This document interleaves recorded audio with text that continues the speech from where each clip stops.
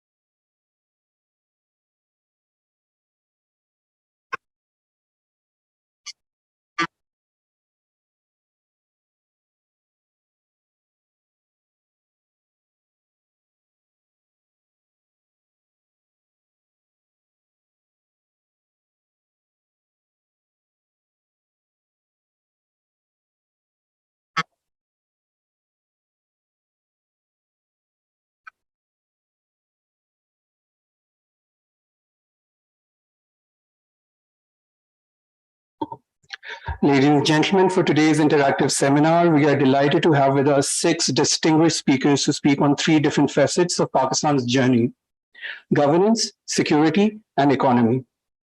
The first speaker is Mr. Shahid Sattar, who serves as Secretary General at All Pakistan Textile Mills Association. The second speaker is Dr. Sadia Zahoor, policy expert at Strategic Policy Planning Cell of the National Security Division. Both speakers will be deliberating on Pakistan's governance. Speaking on Pakistan's security journey, we have Ambassador Asif Durrani. Ambassador Durrani is a former diplomat with an illustrious diplomatic career and is currently Senior Research Fellow at Islamabad Policy Research Institute. We also have Dr. Shabana Fayaz, Associate Professor and Chairperson, Department of Defense and Strategic Studies, Quaid-e-Azam University, Islamabad. Next, deliberating on Pakistan's economy, we have Dr. Abdul Jaleel, Professor of Economics at Pakistan Institute of Development Economics. The second speaker is Dr. Usman Chauhan, Director of Economic Affairs and National Development at Center for Aerospace and Security Studies, Islamabad. We are honored to have with us Dr. Moeed Yusuf, former National Security Advisor of Pakistan and Chief Patron of IPRI. Dr. Moeed Yusuf will be moderating the proceedings of this session. Over to you, sir. Thank you. First of all, thank you to all of you for joining and also those online. When we thought of this seminar, the fundamental question, of course, there's a lot of activity around the 75 years. But the fundamental question in my mind and in IPRI's mind was, how do we do this differently? And so what we decided was that we would have an interactive conversation rather than long speeches, and very openly and frankly discuss what we've gotten right, how do we capitalize on that, and where we've gone wrong, and what needs to change. So the way we'll conduct this is essentially, I'll have a few questions for our panelists, but I'd encourage them to interact and have a conversation rather than getting into monologues. For me, this is a great moment because this is my first outing since I was relieved from the great experience I had in government. And I say it's important because really, I mean this in all honesty, I do feel that we have ended up becoming too self-critical and sometimes completely miss the many achievements that we've had as a country that is 75 years old. So today, I hope that we can actually have a conversation which is objective, which points to and critiques what we may need to change, but also understands what we have really achieved, because that's what nations build on. So let me, in that stead, perhaps take the economy first, because that's the conversation that's alive every day in our country, and also we've talked about economic security, geoeconomics, etc. So, Jalil sir, if I may start with you, and ask you, my generation has always heard that Pakistan had a lot going right for it in the 1950s and 60s, especially, and then perhaps things didn't go according to plan. So, start us off by telling us, what did we actually get right, and where perhaps was the departure from that? Thank you very much. Thank you sir. सबसे पहले तो मैं नदीमुल हक साहब ने यहाँ पे आना था, उन्होंने रिप्रेजेंट करना था, तो वो चूंकि नहीं है तो उनकी जगह पे मुझे आना पड़ा, तो मैं लेट्स मी। सर मुझे लगता है कि 4 बड़े पॉलिसी फेलियर्स हैं जिनकी वजह से हम पिछले 30-40 साल में सफर तय करते करते हम यहाँ पे खड़े हुए हैं। पॉलिसी कैसे डिफाइन होती है, पॉलिसी कौन डिफाइन करता है, गवर्नमेंट में पॉलिसी का क्या मतलब है, लोग पॉलिसी को कैसे लेते हैं, एकेडेमिया में पॉलिसी को कैसे लिया जाता है, हर स्टेक होल्डर का अपना एक डिफरेंट पर्सपेक्टिव है, उस पर एक अलग बहस है। लेकिन मुझे लगता है as an economist there are 4 very important things which have done up till now पिछले 30-40 साल में, और उसके बाद इसको ठीक करने के लिए हमें अगले 30-40 साल चाहिए। नंबर 1, प्रोफेसर साहब पहले तो बताएं ठीक क्या किया था? Why do we keep hearing? वो सर जो आप बता रहे हैं, पहले जो 2 decades थी, उस 2 decades I want to understand why my generation always heard that we were on an up, we were the Asian tiger. What did we get right? मैं सर उसी तरह पा रहा। देखिए, स्टेप 1 में जो 50s और 60s का जो ईरा था, उस ईरा में हमने जो द बिगेस्ट जो अचीवमेंट थी वो ये थी कि हमने अपना मैन्युफैक्चरिंग बेस डेवलप कर लिया था। हम अपने आप को इंडस्ट्रियलाइज्ड कहना शुरू हो गए थे कि हम ये कहना शुरू हो गए थे कि we are going to be industrialized country in next 20 years, next 30 years, next 40 years। अगर आप जो हमारे साथ के कंट्रीज हैं, चाइना या इंडिया या उस वक्त जो भी था, उसके मुकाबले में हमारी चीजें बहुत बेहतर थी। पिछले 20, 30, 40 साल में हमने इन हर फ्रंट पे हमने लूज करना शुरू किया। क्यों लूज करना शुरू किया? Just because of, for me, that is the policy. Number 1, शायद सब बहुत इल्म रखते हैं उसके ऊपर। परसों तरसों भी शायद हमारे साथ एक वेबिनार में थे, वो कह रहे थे कि यार अगर हम किसी को समझा लेना कि what is the circular debt, तो हमारी सबसे बड़ी कामयाबी ये होती है कि मुझे समझा लेते हैं तो अगला बंदा भी खुश हो जाता है, हाँ यार मैंने अब समझ आ गई है कि यार this is the circular debt. Circular debt पिछले 20 साल में सिर्फ एक पॉलिसी की वजह से खराब हुआ कि we concentrated on the energy generation. सबसे आसान होती है, आप किसी को बता देते हैं कि यार ये मुझे एनर्जी जनरेट करके दे दें। आपने एनर्जी ट्रांसमिशन के ऊपर, डिस्ट्रीब्यूशन के ऊपर हमारे पास कोई चीज ना थी, ना हमने फोकस किया। उससे हुआ ये कि एक सर्कुलर डेट खड़ा हुआ, डोमेस्टिक डेट खड़ा हुआ, देन सॉवरेन डेट आया, और उस सॉवरेन डेट में जितना क्राइसिस आपके सामने खड़ा हुआ है, मैं जब लेट 90s में जब मैं पढ़ता था, तो उस वक्त हमारे मतलब लोगों ने कहना शुरू कर दिया था डेट टाइम की, डेट क्राइसिस बनेगा। लेकिन अब वो इतने ऊपर हो गया है कि अब इसके बगैर हम कोई क्वेश्चन सॉल्व ही नहीं कर सकते। सेकंड चीज जो बड़ी हुई, जो सर कह रहे थे कि जिसको मैंने कहा कि यार कि हमने बेहतर किया था, वो ये था कि हमारा मैन्युफैक्चरिंग बेस बन चुका था। हम अगर कोई चीज, हमारी अब्जॉर्प्टिव कैपेसिटी थी, अगर हमारे पास कोई इन्वेस्टमेंट आती थी, हम कोई चीज सोचते थे, हम कोई चीज करते थे, तो हम कर सकते थे उस वक्त।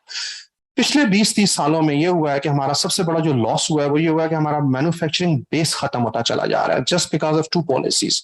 नंबर 1 कि हमने अपनी करेंसी को ओवर वैल्यू रखा, और एक फजूल से हम इश्क में पड़ गए जी कि हमने ये दिखाने के लिए लोगों को कि यार हमारा जो करेंसी, लोकल करेंसी है ना, ये बड़ी जबरदस्त है। सेकेंड, सर को पता होगा कि हमने जितने FTAs किए चाइना के साथ या किसी और कंट्रीज के साथ, उसमें हमें बड़ा प्रॉब्लम ये हुआ कि हमने शायद उसको अच्छे तरीके से डेलिब्रेट नहीं किया, या जो काउंटर पार्टी थी उसने हमसे ज्यादा अच्छा डेलिब्रेट किया कि हम जो चीज हम बेचना चाहते थे, या जो चीज जिस चीज में हमें फायदा था, वो हम न प्रोड्यूस कर सके बेहतर तौर पे, ना हम उसको मार्केट में ले जा सके।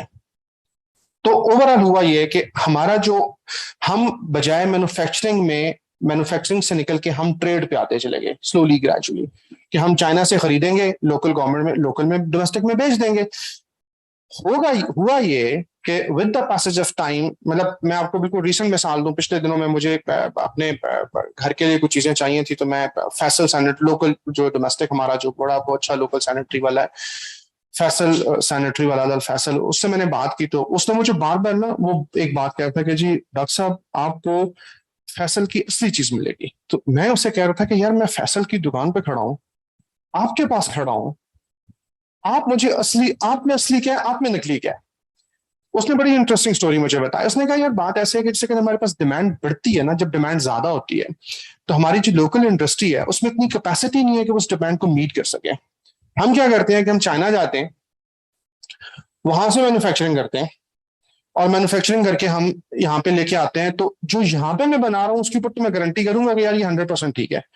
जो मैं वहां से लेके आ रहा हूँ मुझे पता नहीं है मैं क्या बेच रहा हूँ। आप जो बच्चे तो नहीं, मतलब ये सारे बाकी हम जो पुरानी एज के लोग हैं, हमें हमें सबको पता होगा कि चंदा बैटरी सेल हुआ करता था, एवापोरेटेड। 555 बैटरी सेल हुआ होता था, एवापोरेटेड। ईगल पेन हुआ करता था, एवापोरेटेड। हमारी इंडस्ट्रीज एवापोरेट हो गई, तो पता ही नहीं चला किधर गया।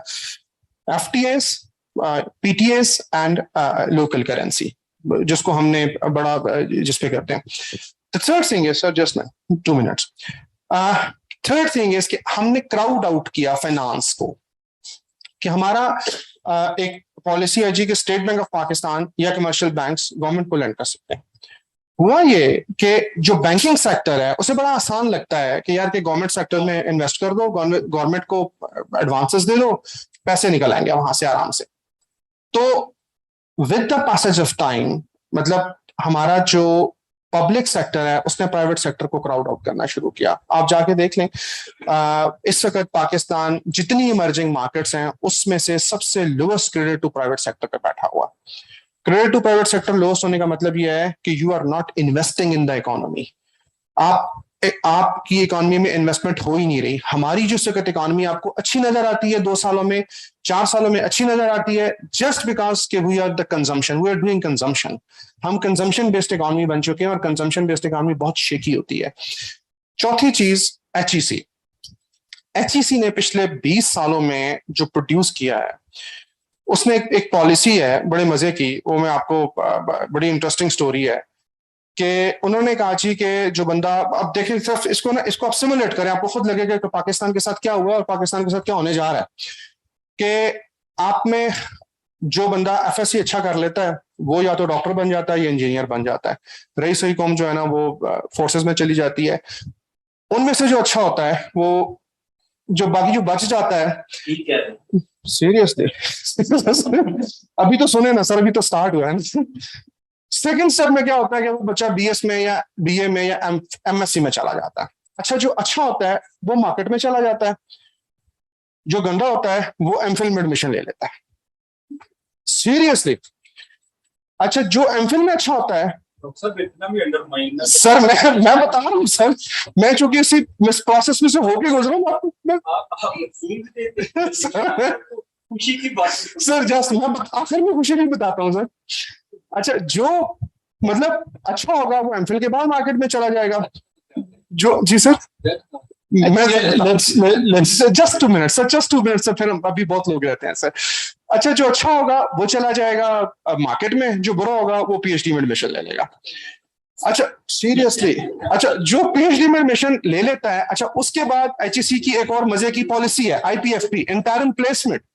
जो अच्छा होगा वो खुद मार्केट में से निकल जाएगा, जो बुरा होगा उसको आप 1 साल की 2 साल की इंटरिम प्लेसमेंट दे देंगे। अब कहने का मकसद ये है यार, मैं खुद यूनिवर्सिटी में, मैं खुद कायद-ए-आज़म यूनिवर्सिटी में था, मैं खुद पाइड में हूँ, मैं खुद एकेडेमिया से हूँ, मैं खुद प्रोफेसर हूँ। यार एक बंदा, मतलब एचईसी ने एक ऐसी पॉलिसी बनाई है, ये इस पॉलिसी पे उसने मूव किया है कि पिछले जो मतलब 2010 में या 12 में वो वाला बैच आया है जो कि इंडिजिनस स्कॉलरशिप पे पीएचडी करने वाले लोग थे, या मतलब जैसे भी थे, जिसने ख्वाब देखा कि यार कि मेरे 50 नंबर आ जाएंगे, मुझे स्कॉलरशिप में एडमिशन, एनटीएस में मेरे 50 नंबर, जिसके 49 आए, 49 आए, उसको स्कॉलरशिप में नहीं मिली है। जिसके 50 आए उसको स्कॉलरशिप मिल गई है, मतलब जस्ट एक नंबर की वजह से उसने ड्रीम किया वो हो गया। तो वो एक बंदा खुद जो 2 3 4 दफा रिजेक्टेड है, वो खुद क्या ग्रूम करेगा? हमारे पास इस वक्त स्किल्ड लेबर ही नहीं है, स्किल्ड चीजें ही नहीं है। इन सब चीजों को होने में 20 30 साल लगे हैं, इस चीज की रिवर्स में होने में 20 30 साल लगेंगे। मुझे लगता है कि ये वो 4 चीजें हैं जिसकी वजह से मैं जहां भी बोलता हूं, मैं जहां भी कहता हूं, जब तक इस आजकल एंजॉय कर रहे हैं ना हम कि जी हम क्राइसिस से निकल आए हैं, हमारा मतलब वो हम डिफॉल्ट होने नहीं जा रहे हैं, इवन देन ये ठीक 1 साल के बाद हम फिर इसी जगह पे खड़े होंगे, हम फिर यही कह रहे होंगे कि क्राइसिस आ गया है, जाने वाले हैं। वजह क्या है कि हमारा fabric of the whole country, the whole economy, the whole society has been टोन्ड due to trust, due to the shrinking base of the manufacturing, and to do the many other things. So thank you, Rosa. We'll come back. Usman, to you. You are from a generation that's always heard things are not good this way or that way. Let me ask you first, what in your view have we got right? After all, Pakistan's had a multi-fold increase in the size of the economy. There is no question that there's been upward mobility in the last 75 years. Yes. And yet we always keep hearing this question, this conversation about this crisis and the next crisis. What have we got right? And where are we on that? And Shahid Sahab, aapse bhi I'll ask the same thing after this. I precisely agree with you that there's a lot of myth making that is intergenerational. And if you pierce the veil, you'll see that actually things were not so great in the past, and we've actually done a pretty good job coming to the present. I'll give you an example. Qadrein jo hain wo kharab ho gayi hain, and education system wo wala nahi raha, right? And it is true, it's observable. But the literacy rate in the time that people say education system acha tha, 15% tha Pakistan mein. And for women, it was less than 10%. Us waqt education system unke liye bada acha hoga. But the rest of this country, East Pakistan, West Pakistan, illiterate as hell. Now you have commercialized education in the effort to make it accessible. But then there's some missing aspects, for example, good regulation, a uniform single curriculum, etc. But you were illiterate people. The second thing is that there was, in the 4 movements that have happened since World War II, you have played an instrumental role: the decolonization, the war on terror, the Cold War, and now in the US-China Cold War II, you are playing an instrumental role and have played, but it was at a time not of your choosing. In the last 75 years, if we had had stability intra and inter, which is to say government to government, and then within this region not coming into us, you would have seen remarkable progress. And I tell you personally, to you, Muid Yusuf Saab, because I came to Pakistan at a time that you also assumed office, I saw 4 crises in Pakistan, and I saw us fighting and succeeding in each one. The India-Pakistan standoff of 2019. Online, I think, excuse me. The India-Pakistan standoff of 2019, the illegal occupation of or annexation of Jammu and Kashmir, the COVID-19 crisis, the fall of Kabul. These are extraordinary things happening in such a short time. But there are 2 ingredients that we got right recently, let's say in the last 5 years. There were 2 things. One was that there was an openness to ideas. I credit you, Muid Yusuf Saab, for that it doesn't matter where it came from. People would assess the idea based on its merits because they knew they were not necessarily the experts. And in the past, people thought they were aklikul and they knew everything and they would get things wrong. So this openness to ideas is the answer for the next 75 years as well. And the second thing was that we are a young country. I mean, if we were 30 million, as we were in 1947, and West Pakistan's population was 30 million, if we were still 30 million, things would just automatically look better. They would say resources bahut achhe hain aur ye wo, and it might have been true, but we're just so big now. That is one thing that makes our successes look per capita wise small. But the other big thing is that a young country like ours, in recent times, we mobilized young people in a young country, and we will continue to remain a young country by all population projections out to 2050.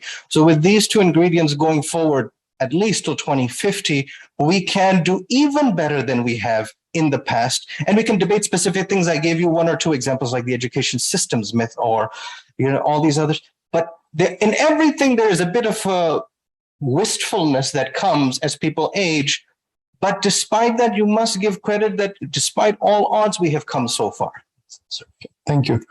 Shahzad, same question, but I want to put a specific proposition to you. You may or may not agree, because you've sort of done so much and understand so much about exports, but then also we were just talking before this conversation about energy as being a binding constraint.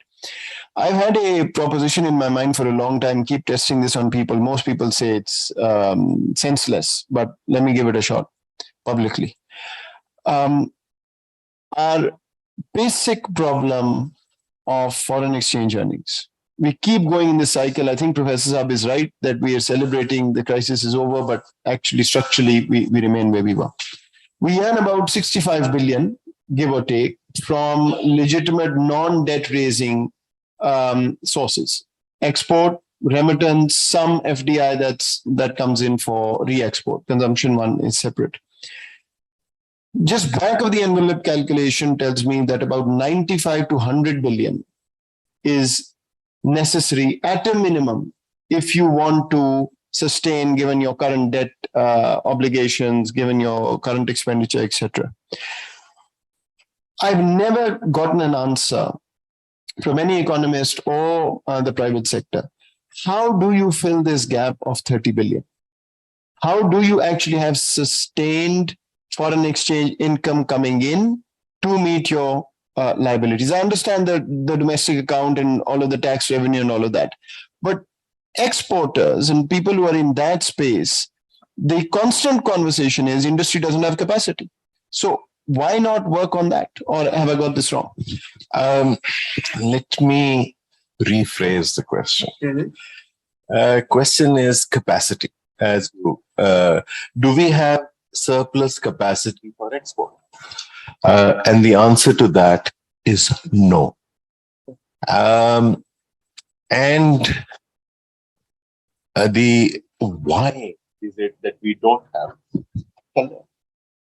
Why is it that we don't have the surplus capacity?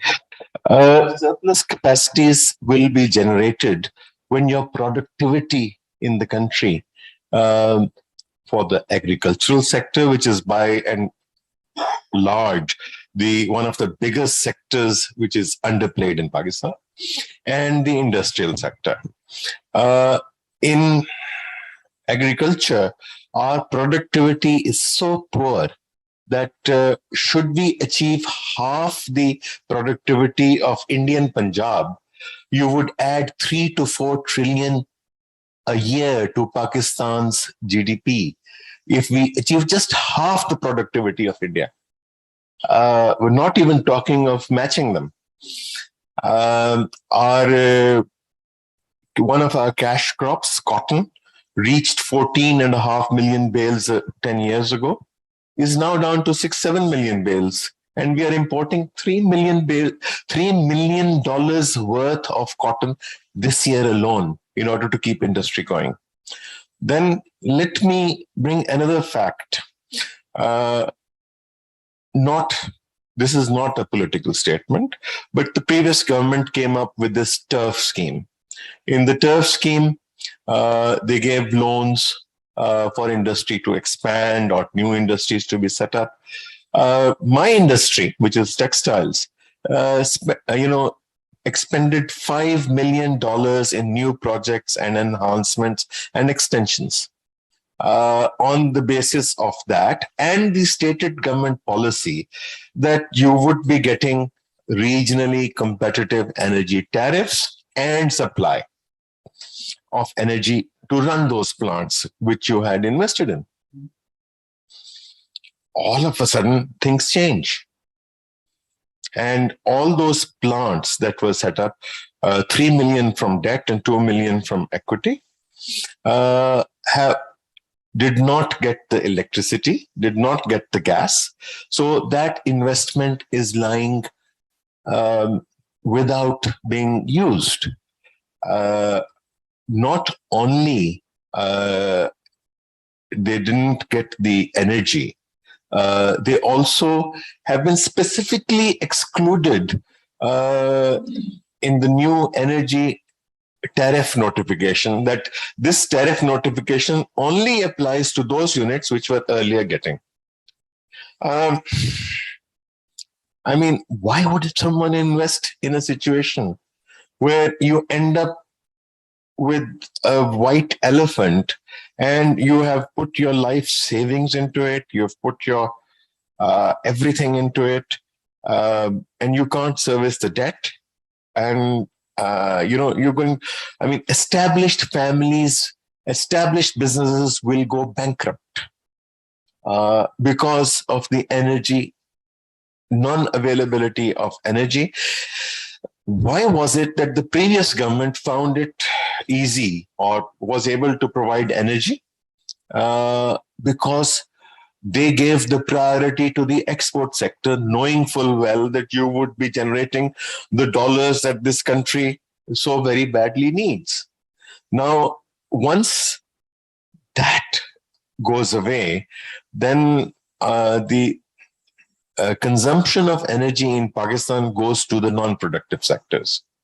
Once that priority to the export sector goes away, the non-productive sectors, if I'm not wrong, use up about 60% of electricity and 70% of gas.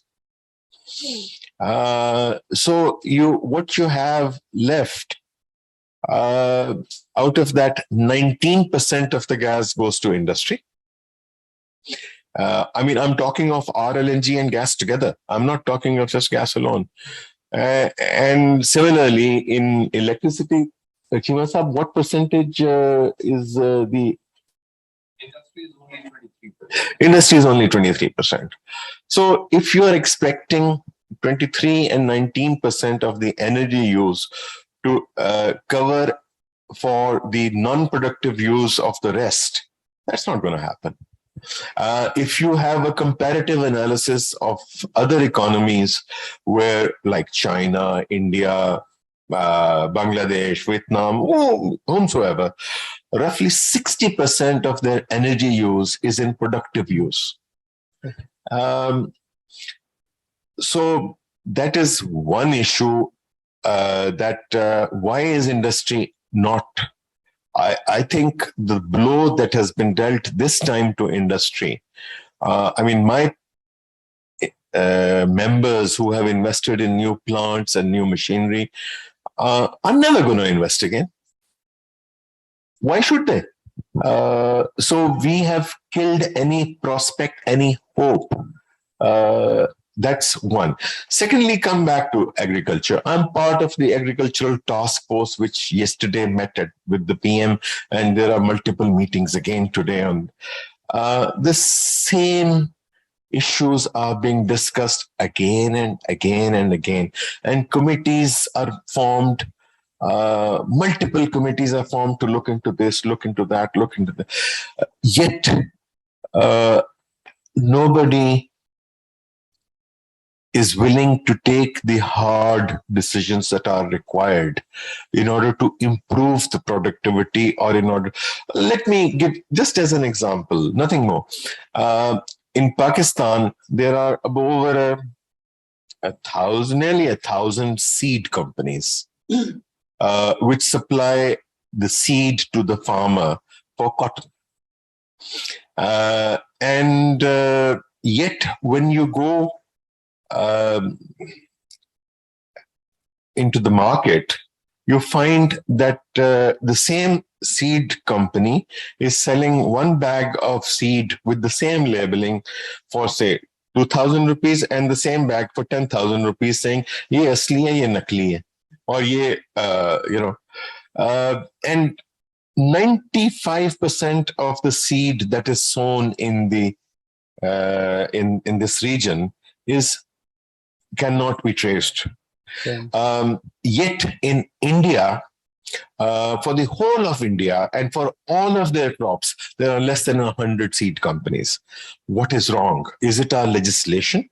No, it's not. Our legislation is exactly the same that of India, where the seed companies are regulated. They have to have certain traceability equipment. They have to have their own propagation areas. They also have to live up to certain standards in order to remain a seed company.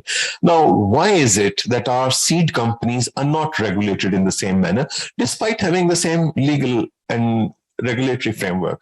It's because the seed companies are owned by a landed aristocracy, the MNAs, the MPAs, even bureaucrats who retire open seed companies. Easy. I mean,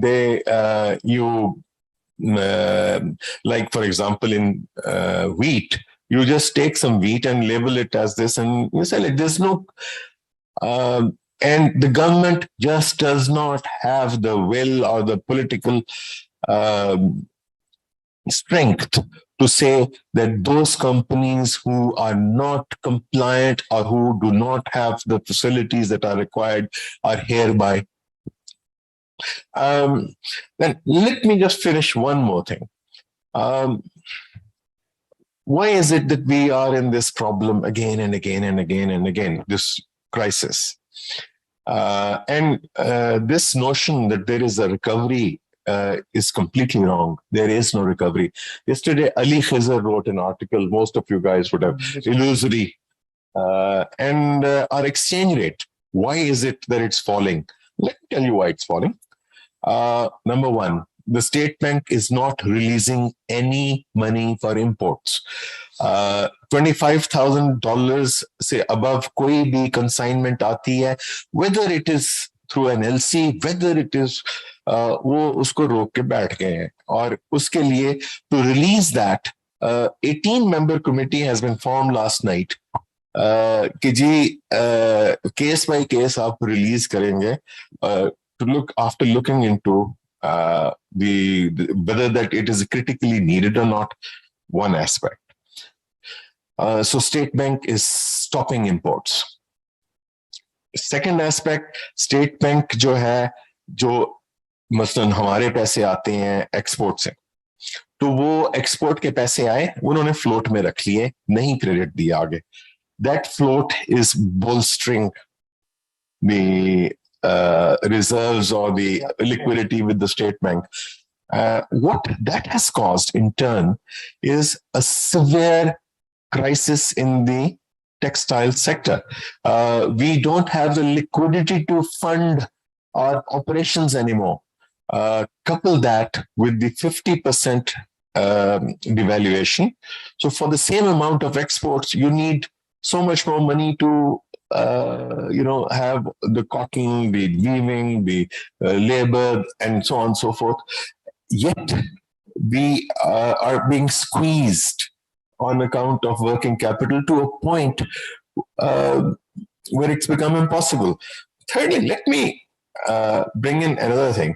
Recently, some of you people would have read that the shipping companies taking export consignments from Pakistan have stopped booking Pakistani exports because State Bank is not paying them or is not transferring the money they are taking for booking exports from Pakistan.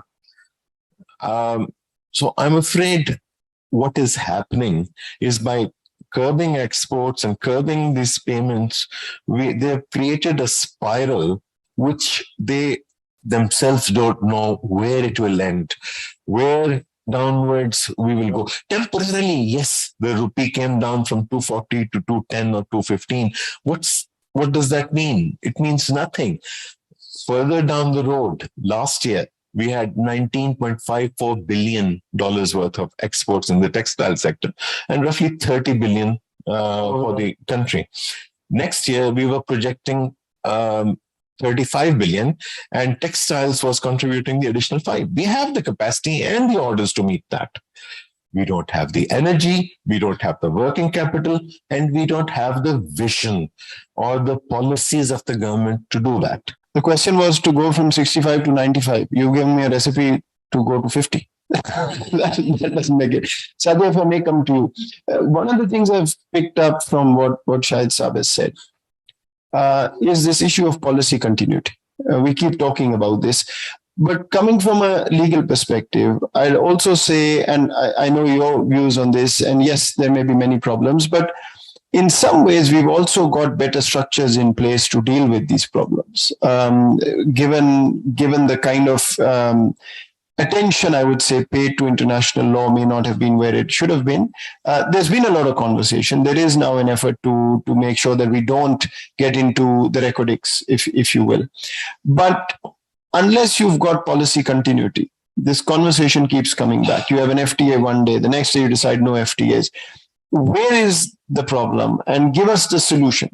You know, how do we actually move beyond that to make sure that we've crossed that? Just one thing I'd like to add for speed knowledge of Bangladesh does not have an FTA with China. Yet Bangladesh has 97% duty-free access to all Chinese market. Also, Pakistan has an FTA, but Pakistan FTA excludes items in which Pakistan has any advantage to sell to China. That changed actually. I remember when in government, a lot of item by item negotiation got us, a lot of that. No, I've seen the new FTA as well. No, after the FTA, actually last year, the Chinese actually agreed to give a number of concessions. I don't know the items now, but I've seen all those, and yet they are the items that we cannot export to China. Not all. I won't agree because I worked on that. Ji, sir. I think, obviously, you know my views about everything, especially about FTAs. Problem ये है कि पढ़ना छोड़ दिया, और ये सबसे बड़ा प्रॉब्लम है. FTA साइन किया है, FTA और बिट भी है चाइना के साथ. We forget about that. Bit कहती है you can't take us to international courts, you can't take us to international arbitration forums. FTA sign करते हैं, कहते हैं नहीं ले जहाँ जाना चाहते हमें. Then एक दिन ख्याल आता है कि चाइना तो अफ्रीका के साथ कोर्ट्स बना रहा है commercial. Let's make commercial courts. Problem है कि हमने ये बात सोच ली है कि ऑफ द कफ रिमार्क्स देने हैं. हमने सोच लिया है कि पढ़ने के बजाय इस बात पे तवज्जो देनी है. तो मैं मोहित के साथ बैठा था और उसने बता दिया, और अब ये मेरा नॉलेज है, ये मेरा सेलिंग पॉइंट है. So if you will stop reading, अगर नॉलेज इज मोहित, यू आर इन ट्रबल. या exactly.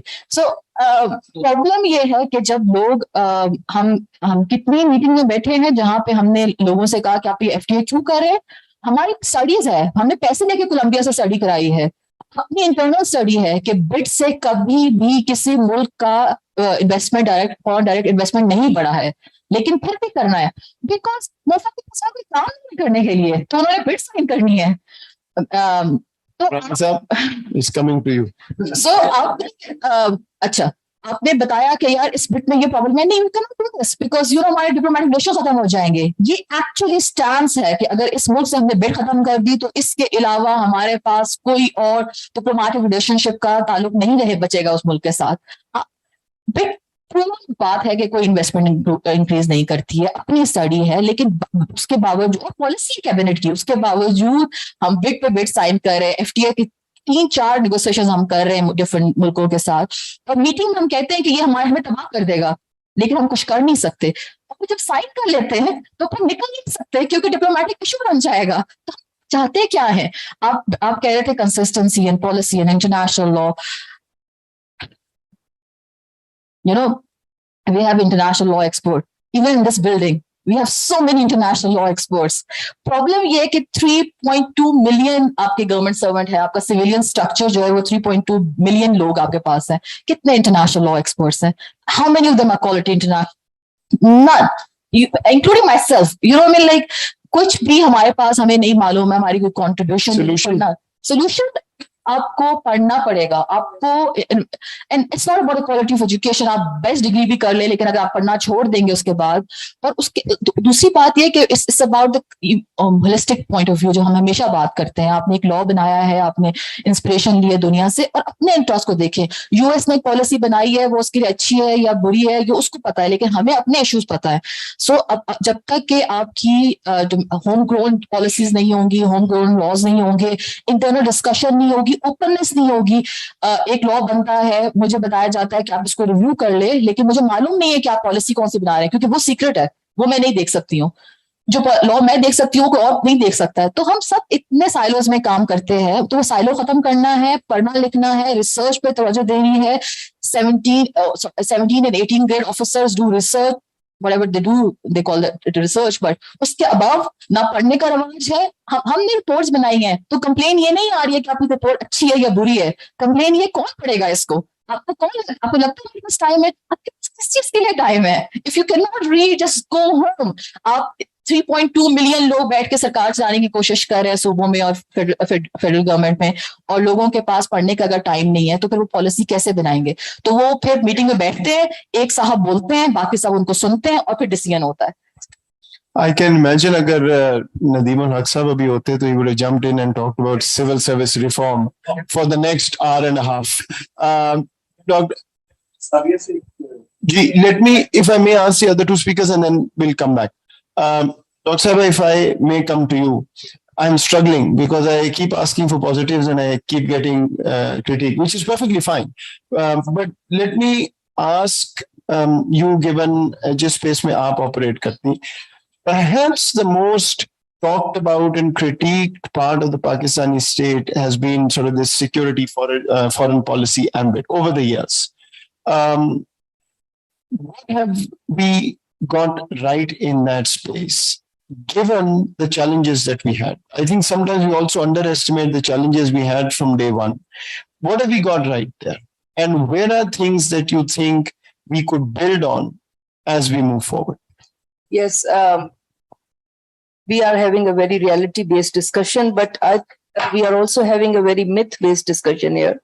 And regarding the Pakistan security policy, I really personally believe, having spent close to 2 decades in this area, still a learner myself, we have a mixed record. And we have to see the goods and the bads, only then we can move forward. And at 75 that we are here today for your celebration at IPRI of Pakistan, we have to have an introspection. And I think all the panelists have given the bullet points how to move. But suddenly, somehow we have, I always say to my students as well, we have ended up, the seniors, the juniors, or the young ones, as the generation of the complainers. We are a very critical nation. There's nothing bad about it. And believe me, when you travel around the world, you see Pakistanis speaking more about the negatives of the country regarding the other countries. It's nothing bad about it. But it means that we are very self-reflective. But at the same time, in doing so, we often miss the positives. And I think Pakistan's security policy, and combined with the economic policy or the foreign policy, has been a story of opportunities and the successes. We have we are very successful on the defense side. We have an excellent and robust nuclear technology that we have achieved despite the coercion, despite the threats, despite the US sanctions. We have achieved that. And we withstood the test like 1990s when we expected. The Nawaz Sharif was given the warnings by the West not to do so, and we went forward and did it. And we know, all of us, you are experts in economy, the economy was at the standstill, but we stood the test. So my basic point is that Pakistan on the security front has always been proven to be a very resilient nation. Coming to Afghanistan, our neighbor, a brotherhood country, has always been in an unstable situation. And I see it getting more in future.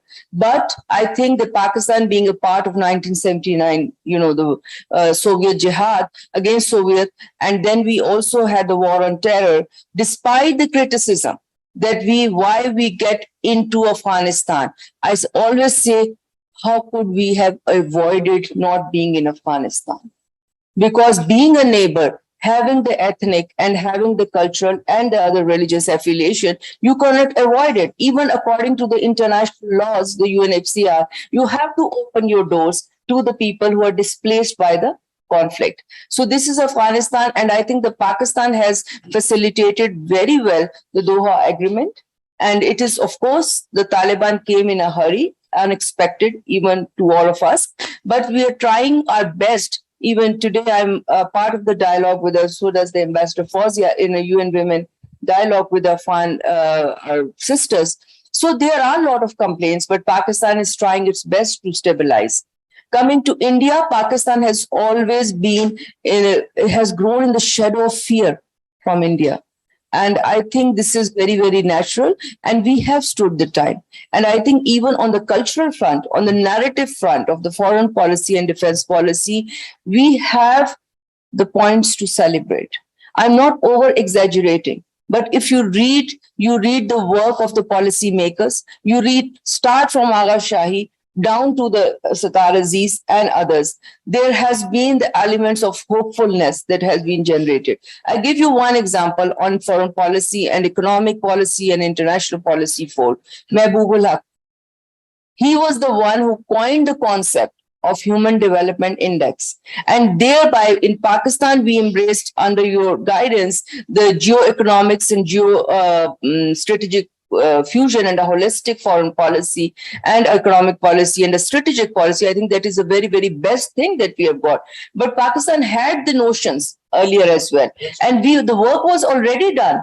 It's just that, as Dr. Sadia has said, the papers were lying and there was dust on it. So there are people, I really feel on the security side and foreign policy side, Pakistani people are very resilient. And I think the point is being you are in contact with young generation. Yes, there is a hopelessness syndrome that envelops the countries like us. And it is not only to us, it is also developing countries.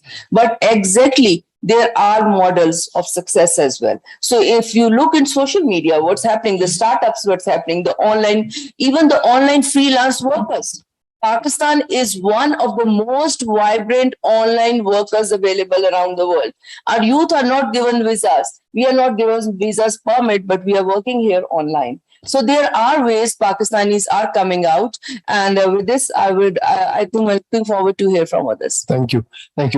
Ambassador Saab, Foreign Office has been mentioned. But let me add to this conversation a little bit, because we, I deliberately have focused on the economic security piece. That's been, I think there's a consensus among sort of decision makers, policy makers, that that's the direction to take. The question I have for you is, as the principal conduit of the state of Pakistan and the nation of Pakistan to the world, the Foreign Office has evolved a foreign policy given the circumstances, the challenges and the opportunities. My personal view, if I may say, this conversation about economic diplomacy is not tinkering at the edges. It's actually a major shift from how we've approached this issue. Are we ready? What do we need to do to be ready? And how do we make economic security the fundamental conversation that we have with the world? Thank you, Dr. Mohid. I think we can talk about foreign policy liberally. Am I audible? I think we can liberally talk about the foreign policy. We can draw a pessimistic picture if we want.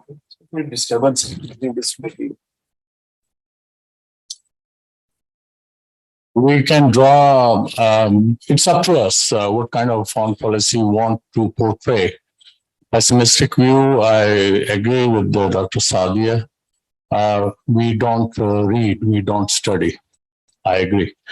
But the legal division in Foreign Office is the weakest link, because lawyers don't want to come to Foreign Office because they are going to lose their emoluments elsewhere. Even if they are given MP grades, they don't come. So, and that is the weakest link. And secondly, when you talk about China, say, Ambassador of China here right now, he said, give us all the items which you want to sell. You don't have the capacity. The capacity problem was mentioned by Dr. Jalil and Shahid Saab. We don't have the capacity. I remember I was in Kabul in 2008. We produced 2 million excess in wheat. And the very next year, we were importing 2 million because we don't know how to plan. Now, here, your foreign policy cannot work. When you want to have investments from abroad, I was ambassador in UAE. When I would ask my interlocutors in UAE about the investment, they would say, where is the local equity? And when I would ask the Board of Investment, please give me the local equity, local partners, none would be coming. Even today, you ask Board of Investment, what are the 10 industries which are ready for investment? If you get the answer in the next 10 years, I'll feel happy. So here, foreign policy is a mixture. It reflects what you do in your own country. It is, if you have political instability, you think the governments, they are going to negotiate with us? I don't think so. The diplomats here sitting in Islamabad, the kind of reporting they were making about Pakistan, I don't think they will ever give any hope to their own governments to do business with Pakistan. So these are the challenges. Under these challenges, you work. Even if you have the best of the agreements, the host governments or your interlocutors are going to go slow. They will not interact with you. This is, again, we should, in fact, have no illusions about that. This is very important. And more importantly, when, as rightly pointed out by Dr. Shabana, our security policies and then coupled with our foreign policy, we did. Just take the example of AQ Khan. It exploded on our faces. So technically, Pakistan should have been sanctioned. I negotiated the resolution 1540 in the UN Security Council. And then we, in fact, ensured the grandfathering clause into that. So that's how you were. When you talk about your diplomacy, how you say truth. And that is still there. So you are a nuclear power, you are a de facto nuclear power, but Americans are ready to give you nuclear technology. You are not unable to pay it. I can tell you from my own negotiations with them. They are ready. They say Indians are paying us cash. You are unable to pay cash. So you are not. So please produce the surplus. So I'll be able as ambassador to tell my host country that we are here. We can sell it to you. So these are the things. It's a mix. Foreign policy is, I'm like on the ramp. Whatever you have stitched the cloth, I'll catwalk.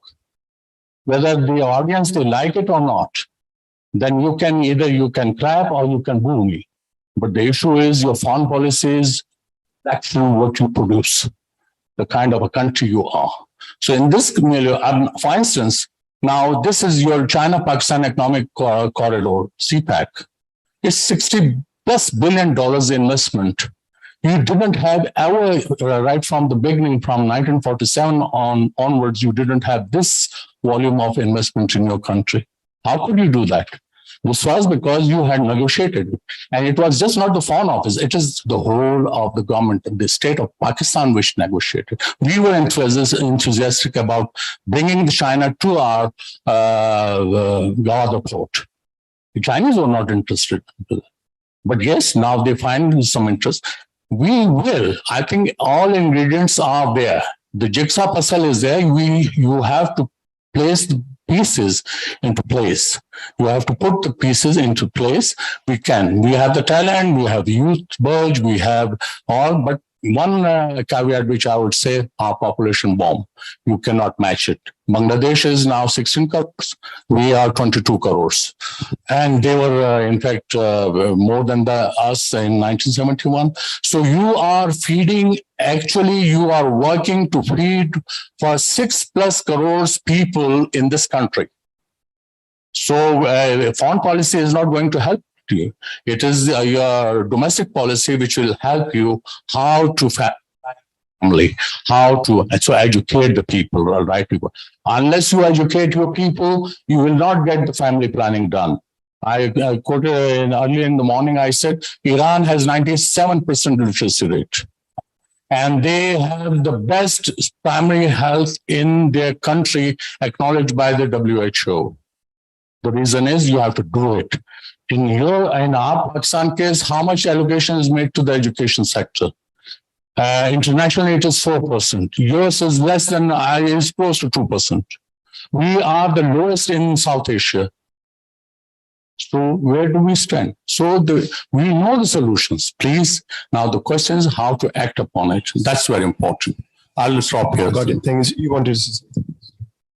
I will encourage other panelists to respond as well. The problem with international lawyers is it's not that they paid well outside. Pakistan has very less opportunities for international lawyers, and every student of international law has aspiration to be part of MOFA.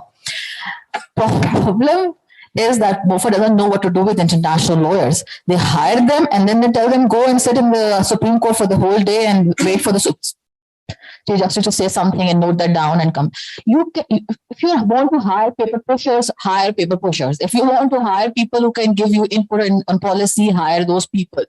आपको मालूम नहीं है domestic law को और international law को differentiate करे, उनके lawyers को फील्ड को डिफरेंशिएट करे. जब तक वो नहीं करेगा, पैसों का इशू नहीं है, गाइडेंस का इशू है.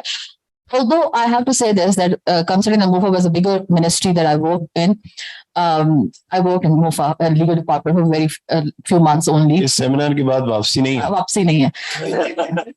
तो इसमें आपको मालूम नहीं, आप चाहते क्या है. मैं इंटरनेशनल, मैंने कभी कोर्स नहीं, अगर मुझे डोमेस्टिक कोर्स में इंटरेस्ट होता है तो मैं PhD नहीं करती इंटरनेशनल लॉ में. आप मुझे कह रहे हैं कि जाके देखो ओम्बुड्समैन में क्या हो रहा है, सेक्सुअल हरासमेंट के केसेस में क्या हो रहा है, तो मैं इंटरनेशनल लॉ के लिए इनपुट देने आई हूँ. इंटरनेशनल लॉ की इनपुट क्या है कि पाकिस्तानी को फांसी लग रही है हांगकांग में मंडे को, फ्राइडे को इनपुट दे रही हूँ, लेकिन अब 2 दिन तो मिनिस्ट्री काम नहीं करेगी ना, तो वेट करते हैं मंडे का जब इंटरनेशनल लॉ इंटरनेशनल लॉयर्स को यूटिलिटी का जो है वो पाकिस्तान को सोचना चाहिए कि उन्हें कैसे इस्तेमाल करना है.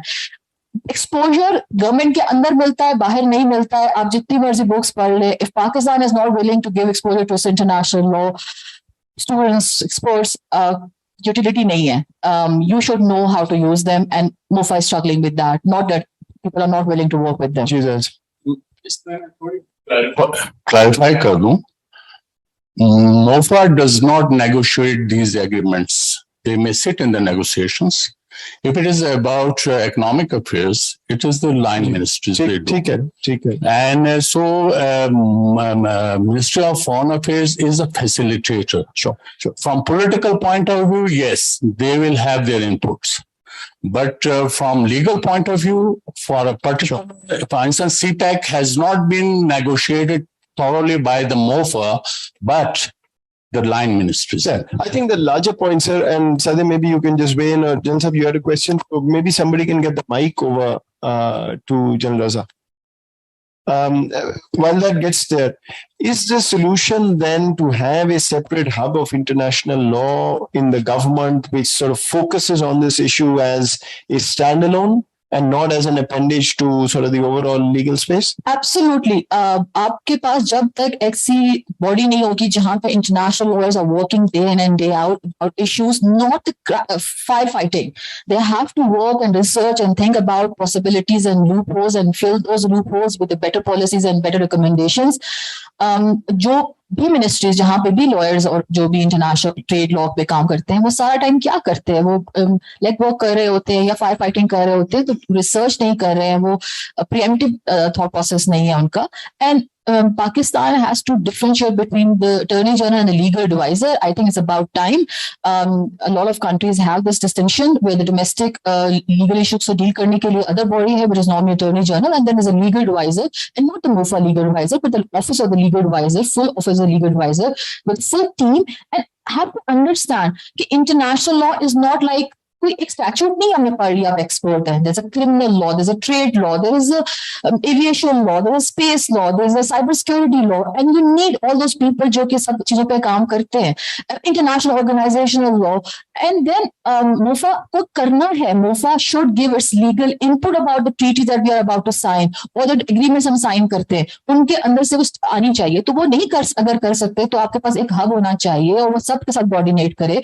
और इंटरनेशनल लॉ की बॉडी डिफरेंट जब तक मुल्क में नहीं बनेगी, जहाँ पे अटॉर्नी जनरल बहुत अच्छे हैं, बहुत बड़े कॉन्स्टिट्यूशनल एक्सपर्ट होंगे, XYZ कोई भी हो, वो इंटरनेशनल लॉ एक्सपर्ट नहीं है. वो पढ़ना शुरू करते हैं जब उनके पास केस आता है कि अच्छा ये बिट क्या है, और उसके बाद एक्सपर्ट बनते हैं. So I mean, I think it's fair. It's a fair point, because if you want to move towards economic security, economic diplomacy as the future, then international law is part of that. You can't end up being in litigation for 6 billion every 3 years and expect that. It's a fair point. Although I think we, rather than sort of thinking of an institution, it has to be a whole of government approach, and MOFA, of course, is a major part of that. G. Thank you, sir. Actually, it has been discussed amply what I wanted to say, because आपस में discussion काफी होगी on the international law and experts. But agreement के लिए just what I wanted to propose was that it is not only MOFA. What the ambassador was also saying, it is the concerned ministry. What is more important is if the ministries do not have a expert lawyer sitting whole time with them, they can at least outsource these agreements for analysis and get the inputs from the lawyers. She's very right. I've seen certain things. Mostly we think that we know everything, but actually they should go to the lawyers and get these vetted. Thank you. Sure. Sorry, एक second. आप कुछ मैं message Naqvi इसी point पे? Yes. Same. Related to So let me then. a few general comments. No, then let me take the panelists. I'll come back. So the entire conversation here is about specialists, how they fit in with the government. Now, the thing is that as long as the bureaucracy defines what will be done and what is required and who will do it, nothing is going to happen. You need to dismantle the bureaucracy before you can move on to a specialized government. I mean, our bureaucracy has become so smug and so sure of itself that it understands and knows everything. I mean, just the power sector alone. I mean, we have had maybe 7, 8, 10 secretaries in the last 7, 8 years. And each time the secretary defines how the power sector runs. He defines how each and every appointment is made and whether a pencil is to be bought in a certain disco or not. He acts as the chief executive. So without changing how the mindset of the bureaucracy, you cannot bring about change in Pakistan. Again, allied to this, the power circular debt and the power sector deficit, as we talking about, it has contributed ₹7 trillion to the deficit in Pakistan over the last 10 years. Now, ₹7 trillion is a lot of money. And that would have reduced our debt by 50% or more, foreign debt. Let me, ji doctor साहब, मैं एक सवाल add कर दूं आपके लिए. I was coming to you actually, and Professor, but this is a different genre. You know, all of us are talking about, at the end of the day, losing sight of being able to think conceptually through strategies and focusing on tactics, or frankly, what I saw in government, firefighting. And that's the nature of bureaucracies usually, but sometimes you get too caught up in that. Where is the think tank of the government? Where is the conversation which is conceptual? Where are the people who are told, you will not be asked to tell us what to do tomorrow, but how do we get somewhere in the next 20 years? And then we work backwards from that. Let me, at the cost of taking a second, say something which may provoke this conversation, because I do think everybody is kind of making the same point. You're talking about generalists versus specialists. You're saying we don't have the capacity, we don't focus on that. Academia, I know, always talks about this issue. In my experience, when we, in my office, we started a process of getting think tanks and academia to give us input. We reached out to virtually all of you, and actually some of you became partners in that. Here is my conclusion from that effort. Number one, the state apparatus doesn't know how to ask the right question. They don't know what question they want answered. The other side, which I've been a part of all my life, it was just so I may say this pointing a finger at myself, we crib a lot about the fact that we are not asked, we are not involved, policy making is very opaque. But every time we reached out, either we didn't get a response, or we got a response which may be very good for an academic journal, but did not make sense for a policymaker who had to implement that, because the answer to how to do it never came. So how do we bring this together and get space for people who can inform policies and policy making, and perhaps those generalists who may be very good in their own right but may not have domain knowledge on what to do and how to do it? Dr. Mohit, I think you have pointed very well that I was part of the consultations as well, and I've been part of this amnesty group as well. That online, I've spent many hours on that, but I feel that was not useful from my side.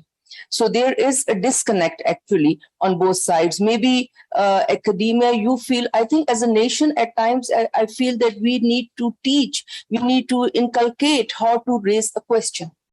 Because framing a question is an art. Yeah. Because people around us make a one paragraph question and give an answer to themselves. So I think this is a problem that is on both sides. And as an academia, we continue to struggle and mentor how to write a policy brief. This is not our job, number one. Number two, never the solution comes. Solutions is not the job of academia. The job of academia is mentoring. The job of academia is not to provide a solution to the government of the day. What about think tanks? It is about the generations. Think tanks, yes, they are specialized think tanks. They are given, like the IPRI has risen up. I've been associated with IPRI as a visitor and a researcher for more than 20 years. It has always been an asset. So does the ISSI and IRS and others. So these are always the asset. Giving new face to the old and thinking the old was bad, I think this is a syndrome that catches up every government. The same was the last, or maybe the new ones as well. So an important point I think we continue to miss is that unless the decision maker, it is a basic question of democracy. Those who are making the decision, you said a government of specialized, technocrats have never delivered in Pakistan. They should be made senators. They should be made the advisors, because they are the ones who have such a huge experience. आपके लिए नहीं है, आपने deliver किया है. You delivered what you were promised, but you were not supposed to go and implement that. ये आपकी job नहीं है. So आपको प्लानिंग मिनिस्टर बना दें और आपको कल कहें कि जी आप इरिगेशन सिस्टम जाके ट्यूबवेल ठीक कर दें, तो ये आपकी जॉब ही नहीं है. So we need to have a centralized system, decentralization of bureaucracy. I believe from first-hand experience, having grown up in that, I don't want to say it in all the sides of the families, where bureaucrats, in fact, have become politicized and have been corrupted by the governments who have used them for their own powers. The same applies to other institutions. So basically, we need is the implementation of our constitutions. Our constitutions are very democratic. So it just needs the implementation. Who will implement it? The political people. And the political people, who are they? They are representing the ones who have voted for them. So this is a process I think we need to respect. देखिए, सवाल पूछना ना वो तो एक बड़ी बात है ना. उस्ताद कहा करते थे कि सवाल पूछने से आपका कैलिबर शो होता है. मतलब जवाब देने से शायद कैलिबर शो ना होता हो, सवाल पूछने से गवर्नमेंट कौन सा सवाल पूछ रही है. Actually the problem is just कि गवर्नमेंट ने पहले जवाब सोचा होता है, या किसी भी बंदे ने, मैं भी बैठा हूं ना, मैंने दिल में एक चीज सोची होगी यार कि ना अगर इस तरह की कुछ चीज हो जाएगी ना तो फिर ये ठीक हो जाएगा, राइट. पहले उन्होंने इसे जवाब सोचा होता है, उसके ऊपर ना वो जस्टिफिकेशन ढूंढ रहे होते हैं. We as a PIDE, we are the think tank of the government ना.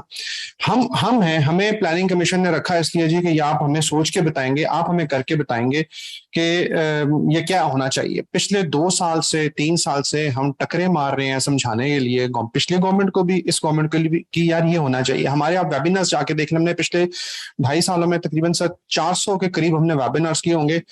कोई वजीर नहीं, कोई गवर्नमेंट का बंदा नहीं आता, कोई उसको नहीं सुनता, कोई उसको नहीं देखता. अच्छे से अच्छी डिस्कशन, मतलब शायस्तार साहब, चीमा साहब, ये सब लोग हमारे वेबिनार्स पे बोलने के लिए आते हैं. 100 views, 150 views, 200 views, 400 views, this is the maximum. आप किसी और, मतलब किसी मौलवी साहब का लेक्चर सुन ले तो 1.5 मिलियन आपको मिल जाएंगे, 2 मिलियन आपको मिल जाएंगे, लिटरली. देखिए सर, सवाल वही है जो आपने आप थोड़ी देर पहले पूछा था. मतलब इकोनॉमिक्स के पूछिए $30 बिलियन आएंगे कहां से हर साल? ये $30 बिलियन पूरे कैसे होंगे? बाकी सब इधर उधर की कॉस्मेटिक्स है. बट आइडियली देखिए, $30 बिलियन का मतलब यह है कि ये विदाउट एक्सपोर्ट आप किसी तरीके से इसको मैनेज कर ही नहीं सकते. मैडम अभी बता रही थी ना कि यार हम बड़े रिजिलियंट हैं. हम रिजिलियंट थे, हम हैं नहीं. हमारे क्राइसिस का पीरियड कम होता चला जा रहा है और उसका साइज बड़ा होता चला जा रहा है. The biggest issue is this. Crisis आए ना, एक क्राइसिस आए और 20 साल के बाद दूसरा क्राइसिस आए और फिर 50 साल के बाद क्राइसिस दूसरा आए, तो ये तो हिस्ट्री साइकिल है, ये तो होता रहेगा. लेकिन एक क्राइसिस पहले 5 साल के बाद आता था, फिर 4 साल के बाद, फिर 3 साल के बाद, फिर 2 साल के बाद, और फिर मतलब भारो के तुम्हारा वो पंजाबी में कहते हैं त्रा निकला हुआ है कि ये सवेरे पता नहीं क्या होगा. तो मतलब वो प्रॉब्लम है. देखिए $30 बिलियन, इसके लिए आपको एक ही काम करना है, एक्सपोर्ट्स. एक ही काम करना है, इसके अलावा कोई चीज नहीं. और मैं दुकानदारों का बच्चा हूं, मतलब हमारे देखिए कंट्री क्या है, कंट्री की दुकान है ना, सादे से लफ्जों में समझ लेंगे, कंट्री की दुकान है. दुकान की चीज जो है ना उसी वक्त बिकती है, राइट. वो प्राइस कम करने से नहीं बिकेगी कि आप उसकी जी मेरी प्राइसेस कम हो जाएंगी तो मैं बेच लूंगा. हमें पता है कि यार चीज बेचने के लिए क्या करना पड़ता है, उसमें इनोवेशन होनी चाहिए, उसमें एडॉप्टेबिलिटी ऑफ द मार्केट होनी चाहिए, आपकी दुनिया के साथ रिलेशंस भी अच्छे होने चाहिए. और फिर इस सब बातों के बाद आपके बाद सादी सी बात है, मतलब कि मेरे पास मेरी मोहल्ले में 2 सब्जी वाले हैं, मैं किससे सब्जी खरीदूंगा? मुझे अच्छी सब्जी देता होगा, मुझे कम कीमत पे सब्जी देता होगा और मेरी इज्जत भी करता होगा. वो जो अभी माम कह रही थी ना कि हमने तो एक मुसीबत डालनी होती है ना कि नहीं, नहीं होता, ये नहीं करेंगे, ये नहीं होगा, राइट. हमें एक लॉन्गर टर्म में ये सोचना है कि हमारी चीज, हम क्या, हमारे पास कैपेसिटी है, हम चीज को बना सकते हैं, हम चीज को नहीं बना सकते. थ्योरेटिकली बड़ा अच्छा लगता है कि यार हम आज चाइना के साथ, देखिए आपका इन्वेस्टर जो है ना, एक्सपोर्ट्स कंट्री नहीं करता होता, एक्सपोर्ट करता होता है बिजनेसमैन, फर्म करती होती है, इंडिविजुअल करेगा ना एक्सपोर्ट. एक इन्वेस्टर जो पाकिस्तान में बना रहा था वो उठ के बांग्लादेश क्यों चला गया, वहां से क्यों एक्सपोर्ट कर रहा है? हुआ है ना, हो रहा है ना. वो उठ के वियतनाम क्यों चला गया, वो इथियोपिया क्यों चला गया, राइट. वो किसी और कंट्री, इथियोपिया ज़हन में आता है यार वहां से एक्सपोर्ट हो सकती है, अब वो जा रहे हैं, हमारा इन्वेस्टर वहां पे जा रहा है, क्यों? उसे बिजनेस करने दिया जा रहा है, उसे चीजें दी जा रही हैं, उसे इंफ्रास्ट्रक्चर प्रोवाइड किया जा रहा है, उसकी मत नहीं मारी जा रही है यार कि आप एक खोखा नहीं खोल सकते सर इस्लामाबाद में. Lot of research has been done in PIDE कि एक बहुत बड़ा हमने एक सीरीज स्टार्ट की है स्लज के नाम से. हम सिर्फ ये देखना चाहते हैं कि यार एक सादी सी एक दुकान खोलने के लिए, एक फार्मा की छोटी सी इंडस्ट्री बनाने के लिए उसमें कितना एक स्लज इन्वॉल्व है, एक हाई राइज बिल्डिंग बनाने के लिए कितना एक स्लज इन्वॉल्व है. अभी पिछले दिनों हमारी एक मीटिंग थी, हमने उसमें 1 साल के लिए हमने 75वीं सालगिरह के ऊपर पाकिस्तान की हमने बताया कि यार कि पाकिस्तान में 1 साल के अंदर हम कैसे ग्रोथ को दोबारा पिक कर सकते हैं. हम जो आपस में इंटरनल जो इन हाउस हमारी डिस्कशन थी, अल्लाह जानता है, हम सिर्फ एक बात पे आके रुकते थे कि यार कि किसी तरीके से ये लाइसेंसिंग, ये एनसीओज और ये रेगुलेशंस अगर इजी कर दी जाए ना तो लोग हमारे पास आएंगे भी, काम भी करेंगे. अगर मुझे ये पता लग जाता है कि यार कि मेरे पास, अगर देखिए एक सिंपल ज़हन में आप सारे पढ़े लिखे बंदे सोचे हैं, मैं किसी तरीके से ना या आपको ये कहूँ यार कि मैं आपको 20 करोड़ रुपए देता हूँ, जाके इन्वेस्टमेंट करें, आप कहाँ इन्वेस्टमेंट करेंगे?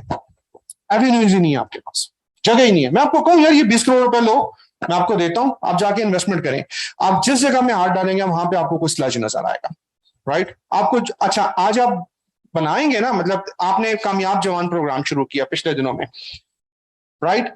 उसकी फिजिबिलिटी रिपोर्ट बनाने से लेके और लोन मिलने तक तकरीबन 10 महीने लगते हैं. अब मुझे बताएं कि एक बच्चा, एक जवान आदमी, और जिसको मैं पढ़ा रहा हूँ, जिसको हमारे जैसा एकेडमिया पढ़ा रहा है, हम जो पढ़ा रहे हैं और जो बच्चे पढ़ रहे हैं, अल्लाह की कसम हम जानते हैं कि हम क्या पढ़ा रहे हैं, हम बच्चे क्या पढ़ रहे हैं. लिटरली यार रोना आता है ना, मतलब चीजें इतनी तेजी से डिप्रिशिएट हुई हैं.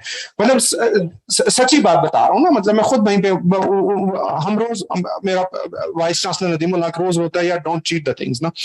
तो वो एक बच्चा जिसने एक फिजिबिलिटी रिपोर्ट बनाई है अगस्त में, अगर उसे लोन मिलता है जाके जून 2023 में, इज इट पॉसिबल कि वो फिजिबिलिटी वायबल होगी? यार उसके पास पैसे है ना, उसे काम करने दो. हम ये करते हैं कि अच्छा जी हर जगह पे रूल्स एंड रेगुलेशंस नहीं खोली जा सकती, हर जगह पे एनओसीज खत्म नहीं किए जा सकते, हर जगह पे चीजों को ओपन नहीं छोड़ा जा सकता. तो यार कुछ जोनिंग कर लो ना कि यार ये 10 चीजें, इसमें आप इन्वेस्टमेंट करें, आप जैसे मर्जी इन्वेस्टमेंट कर लें, हो जाएगा. जब तक सर प्रोडक्शन नहीं होगी कंट्री दोबारा नहीं उठेगा, ये तय बात है. उसकी वजह यह है कि हम हांगकांग नहीं है, हम सिंगापुर नहीं है कि जो दुनिया की नक्शे के ऊपर डॉट्स हैं और वो ट्रेड के थ्रू पैसे कमा लेते हैं. 22 करोड़ अवाम है, इस 22 करोड़ अवाम के लिए you must have a manufacturing base, और उसके बाद वहीं से एक्सपोर्ट होंगी, वहीं से चीजें। आजकल हम सेलिब्रेट कर रहे हैं ना एक चीज को कि जी फ्रीलांसिंग हो रही है और पैसे कमा रहे हैं और इनको फैसिलिटेट करो और ये फ्रीलांसिंग करके ना ये $1 बिलियन कमा लेंगे। अच्छा, वो $1 बिलियन कमा लेंगे, उस $1 बिलियन का करेंगे क्या? ले भी आते हैं, पैसे भी आएंगे, करेंगे क्या? कंजम्पशन। आप जब, अच्छा वो कंजम्पशन जो होगी तो वो कंजम्पशन के लिए प्रोडक्शन कहां से आएगी? चाइना से। आपको फिर खराब करेगा ना आप ही के कंट्री को। मतलब हर जिस वक्त तक आपको आपका मैन्युफैक्चरिंग बेस नहीं उठेगा, आप ऐसी पॉलिसीज नहीं लेके आते हैं। इन्वेस्टमेंट की है ना सर ने भी बताया, इन्वेस्टमेंट की है, और आपको अभी तक इन्वेस्टमेंट इसलिए मटेरियलाइज नहीं है कि ये 4 चीजें रुकी पड़ी हैं। तो सर श्योर उस्मान, आप कुछ कहें। Thank you, sir. In this conversation, one premise was challenged by Sir Shahid, which was that bureaucracy is critical, and it isn't necessarily. Bureaucracy isn't necessarily. I want to challenge another assumption in our conversation, which was alluded to in foreign policy, which is that we assume that Pakistan has had so many challenges and the rest of the world has not. But the state of the world as it stands today is nightmarish, and we aren't alone in this. In fact, we all have to work together as a global community. The United States, half of its population cannot come up with $500 for a medical emergency, but everybody in this room can. Bharat is tearing at the seams because of the hatred that is promoted inside and outside. China's real estate driver over the last 30 years of its economy is one notification away from unraveling with this Evergrande and stuff. The biggest driver of China's economy could halt at any minute. And Russia is at war right now. I don't need to go into that. So the point is that the earth as a whole is in a time of precariousness, and that is where we celebrate our 75th anniversary. But there is a big need to work together. And why is this important? To answer your question, Dr. Mueed, that हमें 75 साल आगे का नहीं सोचना as think tanks, 75वीं सालगिरह का नहीं बल्कि 275वीं सालगिरह का सोचना चाहिए. And we have that liberty to imagine what the world might be like. And मैं आपसे ये गुजारिश करूंगा कि उस वक्त जिस तरह से चीजें जा रही हैं, you have 2 avenues as a world community. And I want Pakistan to play a leadership role in that after it sorts out its own things. Pakistan must be the leader in that. There's 2 scenarios. मैं आपको 2 मंजरनामे पेश करता हूं 275 साल आगे के. एक मंजरनामा ये है कि आप पूछ रहे होंगे कि किस गार में चूंटियां बची हैं कि मैं उठा के आखिरी खा लूं और कुछ नहीं है करने को, बस चूंटियां कहां से मिल जाएंगी, खा लूं आखिरी. The other scenario is कि मैं अपने बच्चों को चांद पे भेजूं तालीम के लिए या मरीख पे भेजूं, या अतारत, जोहर, जोहरा, मरीख, मुश्तरी, जहां भी, क्योंकि सारे ही अच्छे, बच्चों पे फैसला छोड़ दो. It can be that good. And to arrive at either of those scenarios, far-fetched as they seem, that must be the job of the think tank, step by step, with the forward-looking mindset. Got it. So let me, Sadhya, but I'll also start with you for the final round, and then I want to take any comments or questions. And this would be really rapid fire, so no explanations. But tell me, what are the 3, 1, 2, 3 in your space, whatever you see that as, that we need to work on as priorities for Pakistan? And I'll ask. Is it possible to answer for the think tank thing? Sure. And then come to this. Think tank, I know I'll be hitting more, but I have to say this. In last 4 months, I have followed almost all webinars and seminars in Pakistan because I have a lot of time. And I want to tell you this, that if I... Why does National Security Division have so much time? Well, we wonder. This is your job now. These should be busy. So, biggest problem, I forget about other fields and other areas. I don't want to comment on that. Just take the thing of international law. Everybody is talking about lawfare. Pakistan, I say, ja sakta hai, jata nahi hai. So the knowledge, the ability to understand the issues and the repercussion of that, think tank jitne marzi webinars kara le, 500 kara le. I mean, you have to give us the content, the material that says something, which is like we don't know. So अगर वो बात भी नहीं कर पा रहे जो हमें already मालूम है, तो contribution क्या है? So अगर आपने सिर्फ checklist करनी है कि हमें साल के 4 webinars करने हैं, तो बस ठीक है, पर वही हो रहा है सब कुछ. coming to the three things, so I'm extremely sorry and want to add this कि 3-4 लोग हर webinar पे diversity, inclusivity आपकी है नहीं. So please sorry, I'm extremely sorry, but अगर ये research और ये think tanks और ये community है तो we're doomed. But on a serious note, let me just say this. I'm very sorry. We have to build from this. You know, it is where we go. आप भी बात करें Professor, government. You know, I've worked in America all my life. It's exactly the same. The view of a USIP webinar, Brookings webinar is 200, but if you want to look at TikTok and other places, it will be 1 million.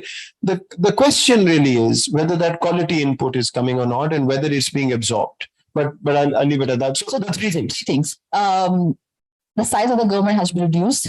Second thing is the quality of the experts, specialist experts जरूरी है, लेकिन इस बात में भूल नहीं जाना है कि specialist हर जगह जरूरी है, but the government is also important. Because you might be specialist in your own field, but you will forget or you will not be able to understand the problem of it. That is also second thing which is important. And third thing is engage with the international community. International law is something which is evolving, and Pakistan's contribution is reducing because we are not contributing. We are thinking that, we do not have that capacity. Pakistan, want to give you this example. Additional protocol to Geneva Convention, additional protocols of Geneva Conventions. Pakistan draft is the main draft which became the Geneva Convention additional protocols. However, Pakistan is not a signatory. And if you ask any of the lawyers why Pakistan is not a signatory, you might not find the answer. So engage with the international community. You had done it in the past. You had ICJ judges. You have Pakistani origin people in the international courts. Engage with the international community and develop your capacity. Okay, thank you. Shahzad? Sir, the first and foremost thing is that our social contract in Pakistan, the one that the people have with the state, has eroded. We need to build from that. Without doing that, any edifice you build on top of that will not stand.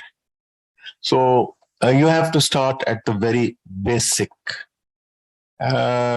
And with that, you can have multiple things like resolve the energy thing, resolve the export, bring in an export culture, this, that. Nothing will happen unless the state and the people it represents are on one page.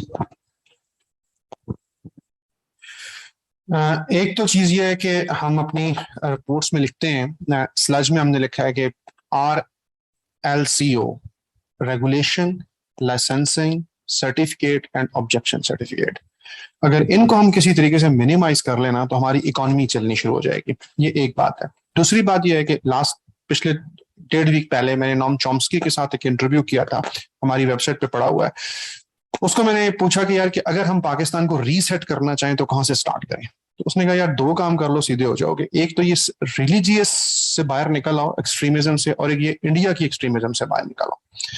हमें ना शौक है ये बातें करने का कि अगर हम ना कि मतलब जो भी हम काम करना शुरू होते हैं, जो भी काम करना शुरू हो जाते हैं, हम किसी न किसी चक्कर में हम ना इन चीजों के साथ जोड़ना शुरू कर देते हैं. इससे इकोनॉमी ठीक होने वाली, इससे कंट्री ठीक होने वाला नहीं है. मतलब ये दूसरी बात है.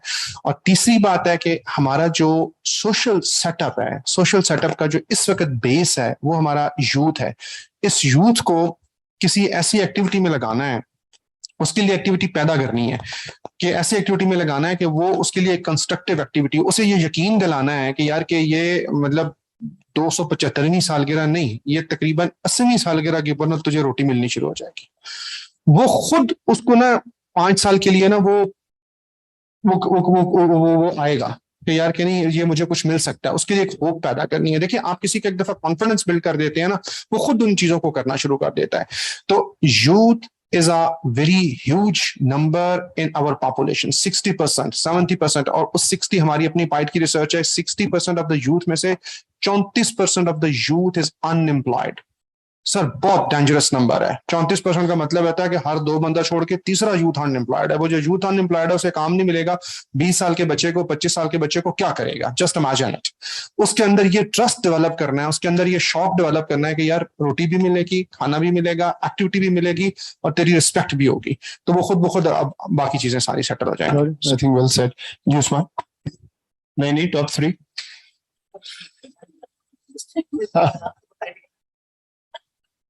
I think the inputs are very good. My only guzarish would be that roti sir mil jayegi aur kapda bhi mil jayega, lekin kya Katrina Kaif milegi? Porsche milegi? Because the expectations are so ridiculous now. And I think that there is a very insidious element in social media globally and here. And I think that we have to look at the mechanisms by which, for example, in China, there are 12,000 people curating TikTok by ByteDance. So their stories are, Keji, this village was saved by this communist official and they're saying goodbye to him. Hame bhulna nahi. And what you see in our TikTok and that. So I think that the narrative framing at the domestic level is very important. I agree with all the economic recommendations and I agree with the foreign policy and bureaucracy. Well, I will say the three things into one. We need to have a balance of human security with the overall emblem of security. And we also need to be moving forward with a sense of confidence. And I agree with Professor Saab ke youth engagement is this. For this, only one word is a dialogue. And dialogue is not through the committees, dialogue, purposefully dialogue at political level, at social, cultural, and economic and strategic level. That's the answer. No, sir. I think my foremost recommendation would be try to have political stability in the country from foreign policy point of view. My second recommendation would be look at your own neighborhood, except for China. You are challenged everywhere on your eastern front, on your western front. Iran, we don't have a dispute, but we have challenges because Iran is under sanction. So are we. We cannot lay the gas pipeline because Iran is sanctioned. But there's also a fault with us. We can, but we don't have the money to lay the pipeline. If we do it on our own, then American sanctions don't come. Because on gas, it is not the sanction. It is on investment under the Motorola that you cannot invest more than $10 million. So we have to gather some courage.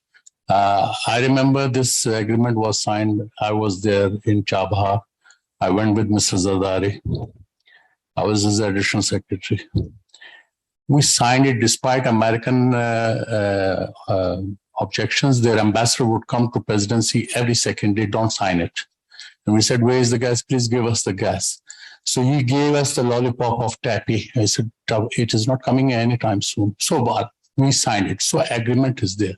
So my worry is that our neighborhood is very difficult. And that's why even if we have come to this pass, I think that should give you a ray of hope that despite all challenges, you have done it. Security-wise, you are impregnable, alhamdulillah. That is, again, a source of solace and should be celebrated.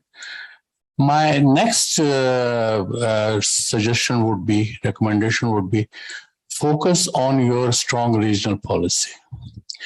If you are in peace in the neighborhood, you don't need allies far afield. So please focus on your region by hook or by crook. Begin with Afghanistan and Central Asia. Of course, go up to Russia. And then China is another miracle with Pakistan. Build more relationship with Iran. India would be the last one. But mind you, we cannot complete the connectivity project or being a bridge between South Asia and Central Asia if India is out of the equation. Because India neighbors all the South Asian states, we don't. So here we have to ponder over. And my last suggestion would be, although it is provocative, think about recognizing Israel. Many of your challenges would be addressed. Many of your challenges. It is provocative, but think about it. Don't be emotional, but think about it. Thank you. Let me sort of ask if there are any thoughts, comments, questions from the audience. And as you think, I actually have given this question a lot of thought because, again, prioritization to me is critical in government. To me, if I were to be honest, I think this number one to me is population, because that's where all the resource is linked, right? So the number of mouths to feed is the fundamental question. The second one for me is this question of where this 30 billion comes from. Because unless we can do that, we can keep having this conversation, we will keep landing in crises, or we'll keep borrowing, or we'll keep getting money from somewhere, and then cribbing that we are not independent as in terms of foreign policy, etc. And the third one, to me, there is one manufacturing edifice. The other one is the political edifice. And that, I think, can only come from local governments. So local governance, maybe, in terms of the governance in political space, for me, those are the top three. We'll go to another round, but let me first ask if there are any. Chelsa, if somebody can get a mic here, please. Who is it? Piche, aapke piche.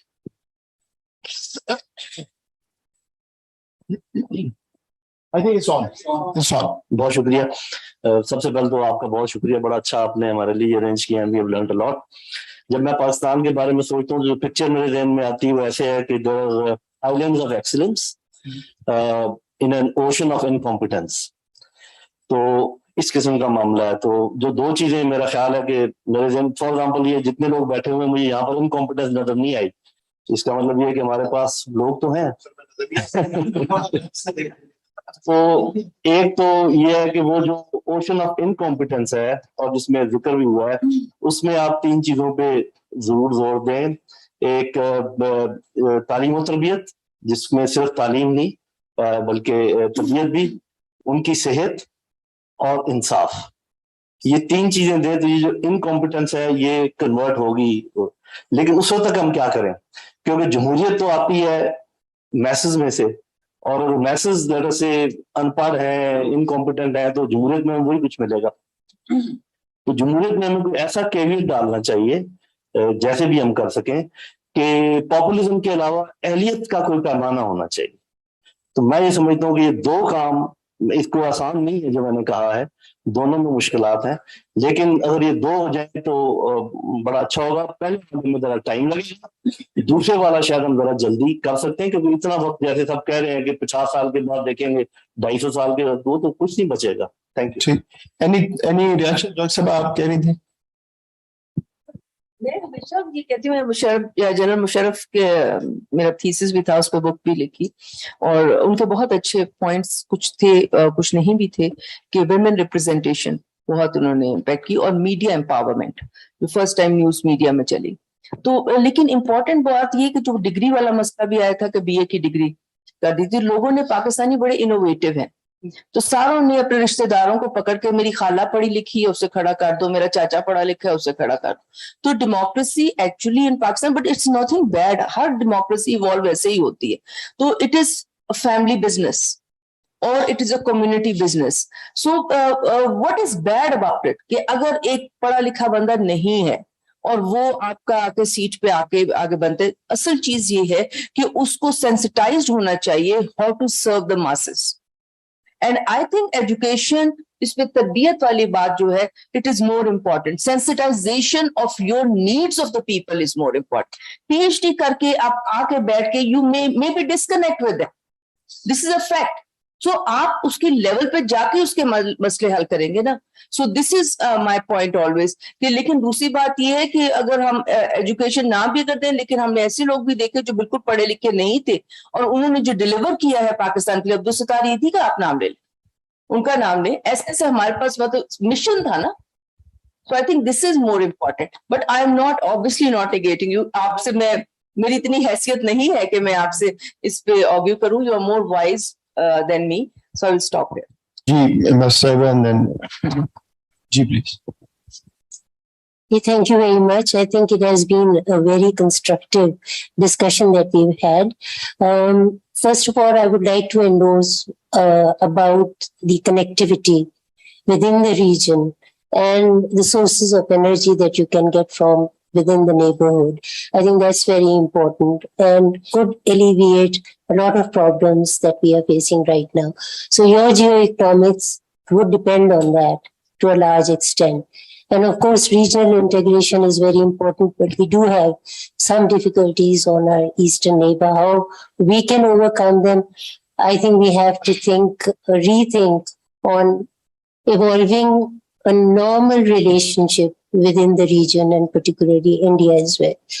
The second thing I would say is about the backbone of this country, which would be small and medium enterprises and the vendors. Where are they right now? I mean, how are they being affected by the manufacturing units dying away? So I think that is a very crucial point insofar as our future economy is concerned. The third thing is, on a lighter note, I hate to refer to my professional career, but I was heading the Foreign Service Academy at one point in time. So we had a few probationers who had legal background. And at that time, I had proposed to the Foreign Minister, Khurshid Kusuri Saab, that we need legal experts. So why can't we develop their expertise and send them on specialized course and have a group of experts within the ministry? So, and then the right man for the right job. And I think the social contract, we need to have a new social contract. I think these are some of the points that I thought I'd. Thank you. Jeev. So my point is about governance. Sorry, अगर introduce कर दें and Ambassador साहब को of course everybody knows आपको भी लेकिन just for the benefit. Yes, sir. I'm Director Research, Islamabad Policy Research Institute. My question is about the governance part. We have had a roller coaster journey and alternating between autocracies, democracies, presidential system. So the sludge that Dr. Jalil spoke about. So if we extrapolate it at the national level, it becomes a governance sludge. Are we captive of a structure of inefficiency which does not allow us the full fruition of our creative abilities as a nation? Is this parliamentary system the best system, or perhaps this dynastic politics and the parliamentary system and its so many problems are obtruding constraints on our ability as a nation to progress? And we have never gone beyond these 4 provincial units that 1935 India Act did for us. While India has made so many provinces, there have been no administrative units here. So as a governance package, is this panel satisfied with this democratic system that we have, or we need some serious reforms? Who would like to take that? Nisha. Jay, I 100% agree that our current system that we have set up, 4 provinces and one very large one, is just not tenable or sustainable. We do need basic fundamental reforms on structure of Pakistan. Unless we have some sort of equality within the provinces, as a federation, we will not be able to move forward. So I think that's a very fundamental. Again, I go back to the question that the statement that I made, that we need to have a review of our social contract, and that includes things such as this. So, all right, Ji sir.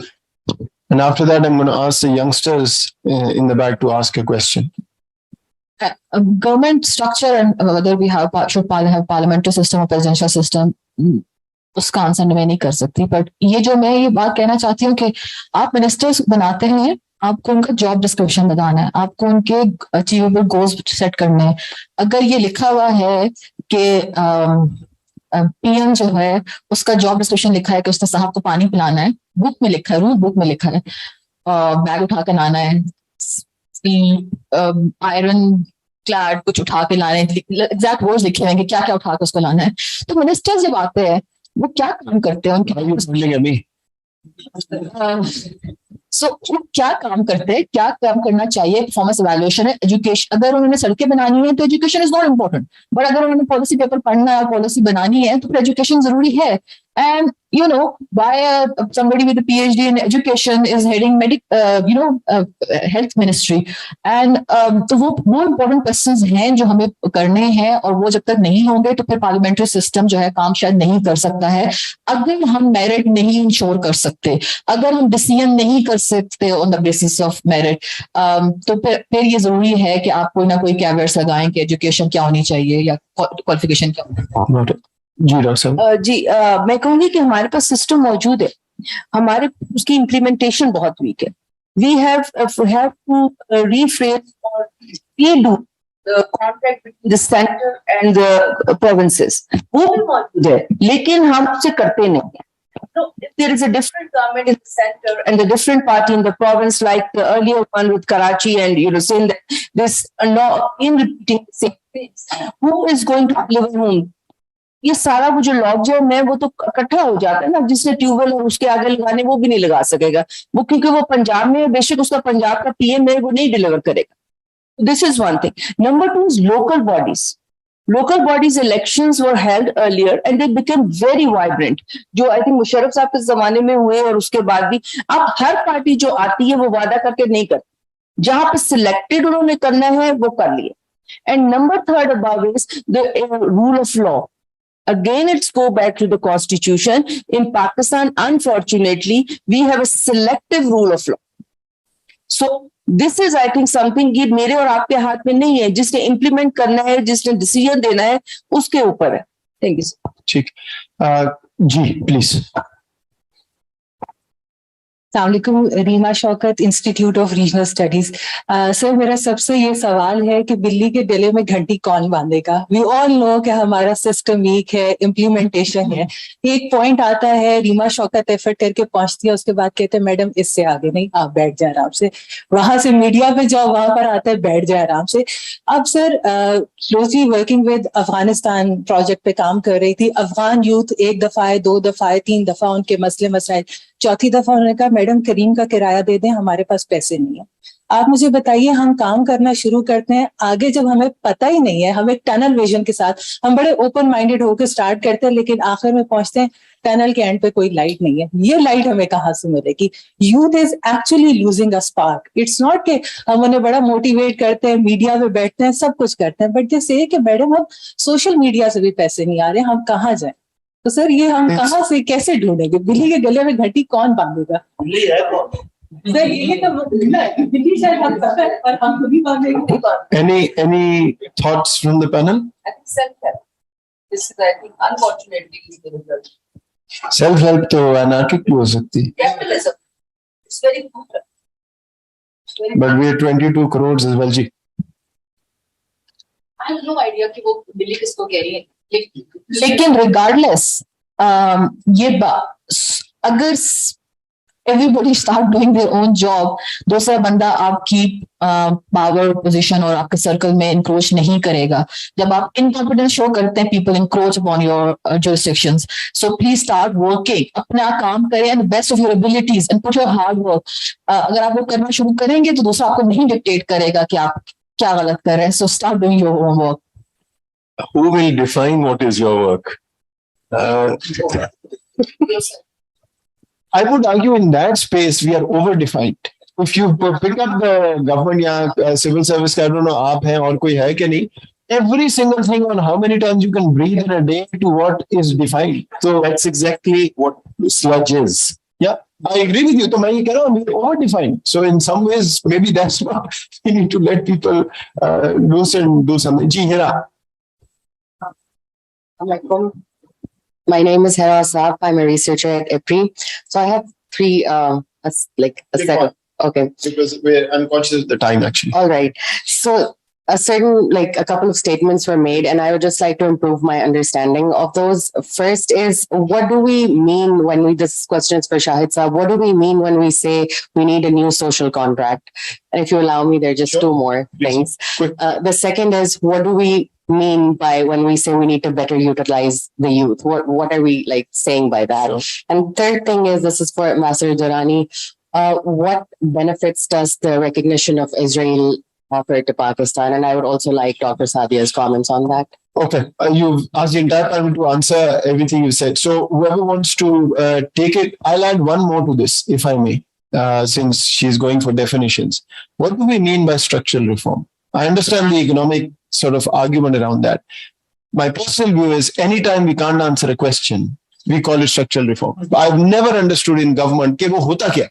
और अगर वो इतना ही important है, तो why has nobody ever been able to figure that out? Ji please. वो तो definition ठीक है. The point is, जब कभी बात हो तो आंसर ये होता है कि नहीं, we need structural reforms. And every time I ask कि वो होते क्या हैं, उसके बाद जरा जी, social contract to me extends to the constitution, extends to the relationship between the state and its inhabitants. The expectation of the people that they will be treated fairly and they will have a voice.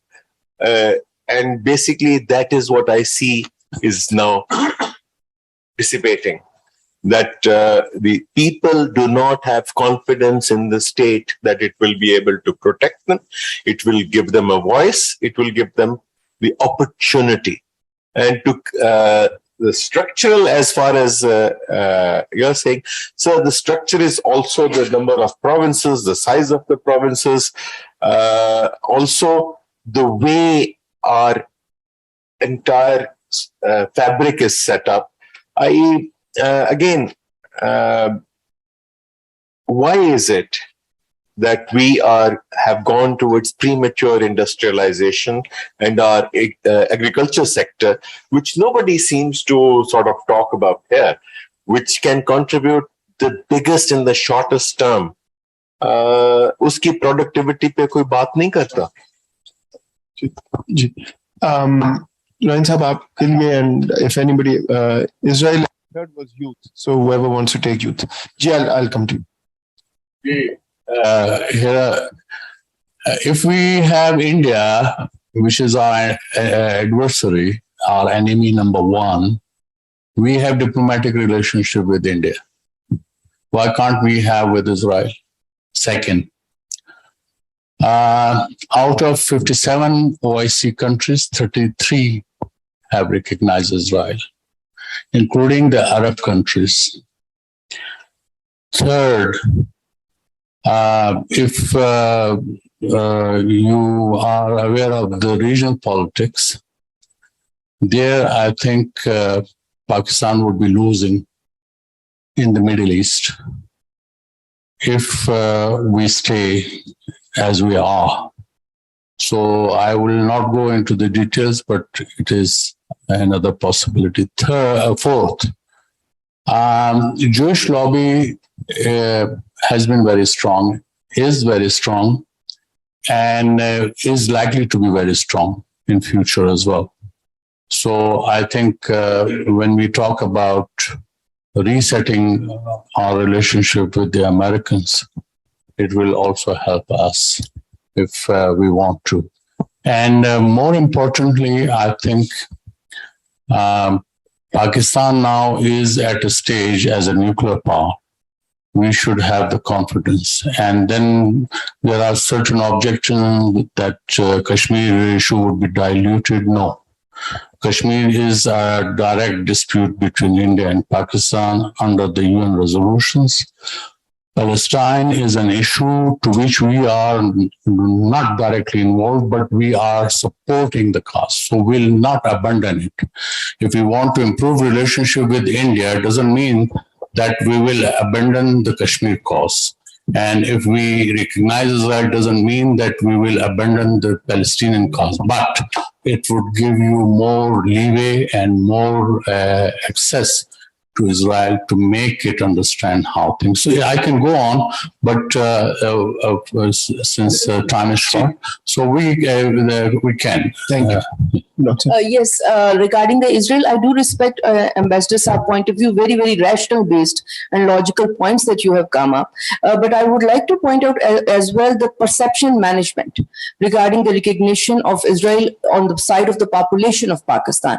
We here we are educated and a bit cultured or sensitized people, but how it is how the narrative has to be shaped, because this has become a part of the internalized game in Pakistan, like the Americans spoiling the everything in Pakistan. Same applies. If the leadership or the future leadership is sensitized on that, obviously they can set the ball rolling. So you have to own it. Like the leadership own the counter narrative to the terrorism. So that is how I think regarding the youth engagement, how we can engage is, it is basically you have to have a social contract with the rewritten with the youth.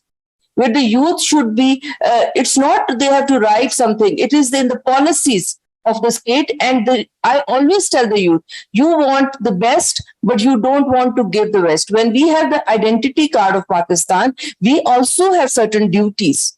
So the youth must be told, not by us, by their own families and others, they have the certain duties to play as a Pakistani and as a global citizen. And I think that has to be the both ways. Got it. Ji Usmana.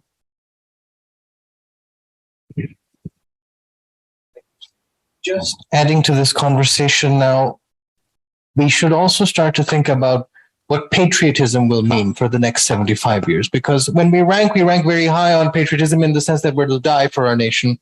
We need to start living for our nation.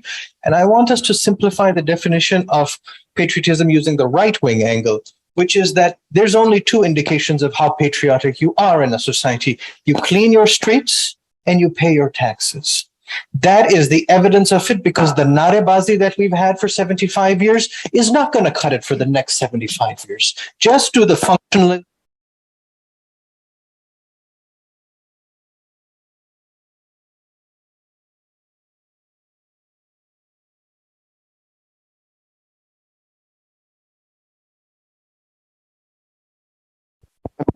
At the time. अस्सलामुअलैकुम, my name is Ishtiaq Ali Mekhri, I belong to प्री। यहाँ economy की बहुत सारी बात हुई, मैं उर्दू में मुख्तसर से बात करूंगा। हम ये कहते हैं, हम माशाल्लाह से 75 साल के हो गए, हम कहते हैं कि वन नेशन वन कंट्री, लेकिन हकीकत ये है कि ना हम दो नेशन है और यहाँ दो पाकिस्तान भी है, क्योंकि एक नेशन वो है जो हर महीना पैसे गिनता रहता है कि सैलरी कब आएगी, और दूसरी वो जिसके पास एम्पल पैसा है।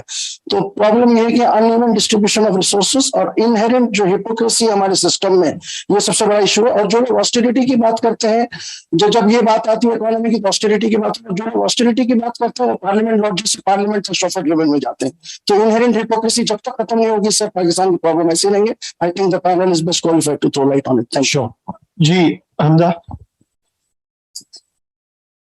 Assalamualaikum. Hamza Rifat Hussain, Assistant Research Associate at IPRI and former television anchor at Indus News. I just wanted to make one comment. I don't think the problem is with dynastic politics. The problem is with performance. Because I've been hearing this all my life that, somebody hails from a certain family, so he would be underperforming or would be overperforming for that matter. So if we Pakistanis focus on performance only because you have the Lee Kuan Yew dynasty in Singapore, you have the Clintons in the United States as well, and that has resulted in a trickle-down effect on the people of those countries. But हमारे यहाँ मसला ये है कि when we talk about dynastic politics, we tend to, deviate from the performance card. You don't have to hail from a particular dynasty to perform, and neither do you have to hail from a particular dynasty to underperform. That's it. You send last comment. I have a question. Mic so that people can hear you online.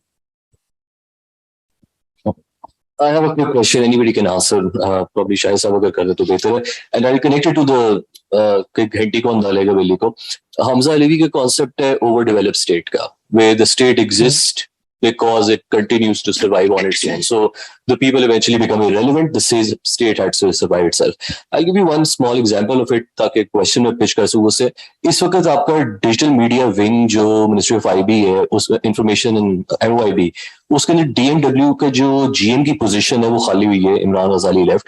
जो नई requirements उसकी आई है position की वो ये है कि you should have a PhD in social media. And you should have a 25 years of work experience. My problem with that is, I think Elon says explanatory. Elon Musk will not fit. Mark Zuckerberg will not fit. Silicon Valley का कोई बंदा नहीं fit हो सकता. So, if you understand the point, overdeveloped state surviving for itself, and all coveted position going to people who are essentially retired, how do you fit in the youth in that element when the problem is there? Yeah. So we are literally on the clock. So Shahid Sahib, if you want to take the last one, and then on the previous one, inequality, if one of our economists would.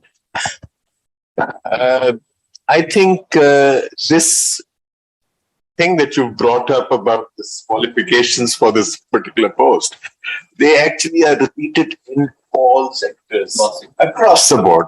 So it's nothing new. And my response to all of this is that you need to understand that our people need to be liberated from the regulation that is currently being imposed on them in various forms. And that can only come about with a change in the nature of the state, a change in the nature of how we view the state. I mean, one thing that people forget is the nation state is a product of the 19th century. I mean, it is a cycle that has come and a cycle that will certainly go down. Nation states will not remain. And so our evolution within that has to be to allow people to flourish and to be more innovative and so on. For that to happen, you need to rewrite the rules. No, sir, one liner, please.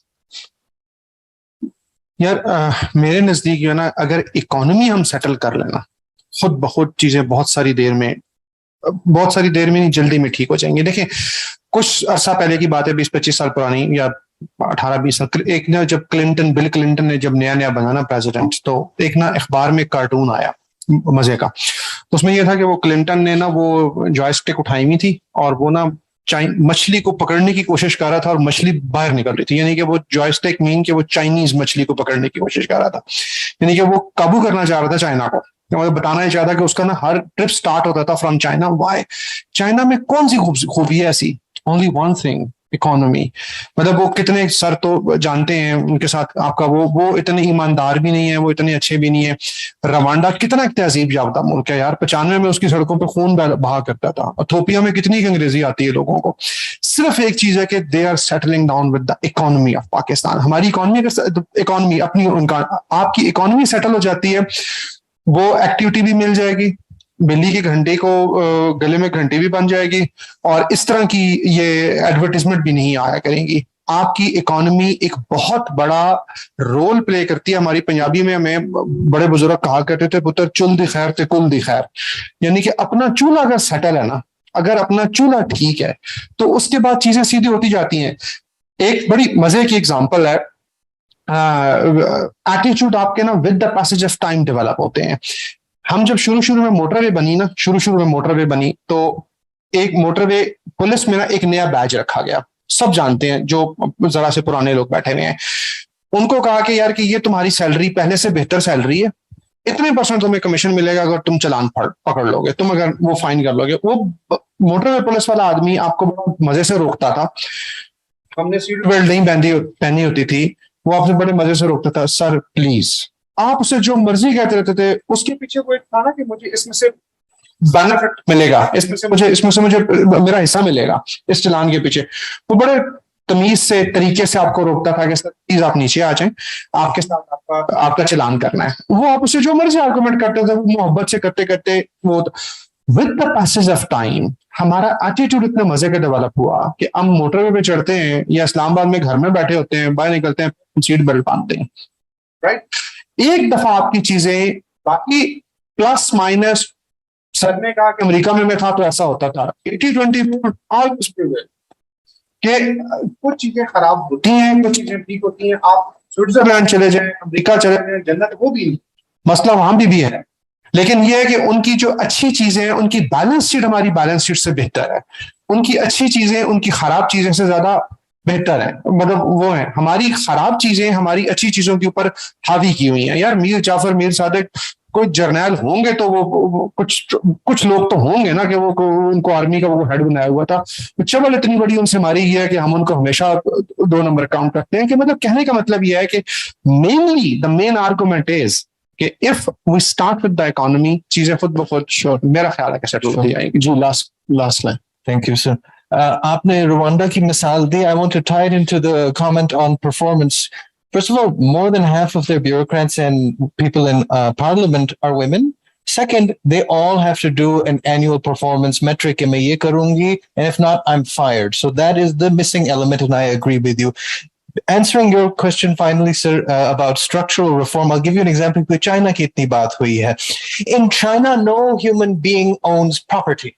There is no private claim to land in that. That is the structure of the system. So you don't have land mafias, which, for example, stop us expanding Islamabad westwards. There's no such concept. So the basic concept and the structures means you have different assumptions about society, and that is perhaps the need for the next 75 years. Just so one line on. I'm sorry. One thing we forgot, loss-making SOEs you can do immediately. Sure. So let me bring this together. First of all, thank the panel for a very enthralling and interactive discussion, which was really my hope. Just to make a couple of comments, I think one, Professor, that economy is the future, and this economic security and geoeconomics, I think there's a consensus. In spirit, there is a consensus. Now the question is, how do we go about implementing it? That how to question, I think, remains very important. But just 2 or 3 things to lay out. One, there are tons and tons of problems, and we can sort of be here all day pointing those out. We do, as a nation, are self-critical, which is a good thing. But my personal experience in government actually changed a lot of my perceptions. And one of them, which I sort of speak of to everybody, and people kind of look at me and say, I think he's gone crazy, is that most of the time, the entity called the government is trying its best to do the right thing. It is actually not that people are sitting there wasting time, just not wanting to do things. And yet, I think the delivery is not where we want it to be. Most of the times, the private sector is trying to maximize output, but runs into problems which it naturally blames on the state, and then the state comes back and has a conversation. One of the things I felt we were missing was a real constructive conversation between the public sector and what I call the non-public sector. It could be private sector, it could be anyone. And unfortunately, the public intellectuals of our time are the 7:30 to 11 o'clock talk shows, where we are not giving our youth the kind of environment and the conversation that may actually develop that social contract from a different way. That said, I will also say that we have to keep in mind that 99% of this country cannot leave this country. And 60% of those people are youth. So our entire focus must be on that under 40 category that is going to make or break Pakistan. And whatever we can do in our capacities to harness that potential is really where we need to go. I have never met a Pakistani elite in my life who says that he or she is part of the elite.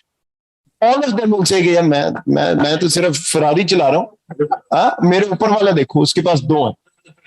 The point is, think of the youth. What are they feeling, and what are we leaving for them? I think that's really the conversation that we must have as people sitting in this room, who, by the way, all are elite in one way or the other. Just the fact that we are sitting here. I think is very important.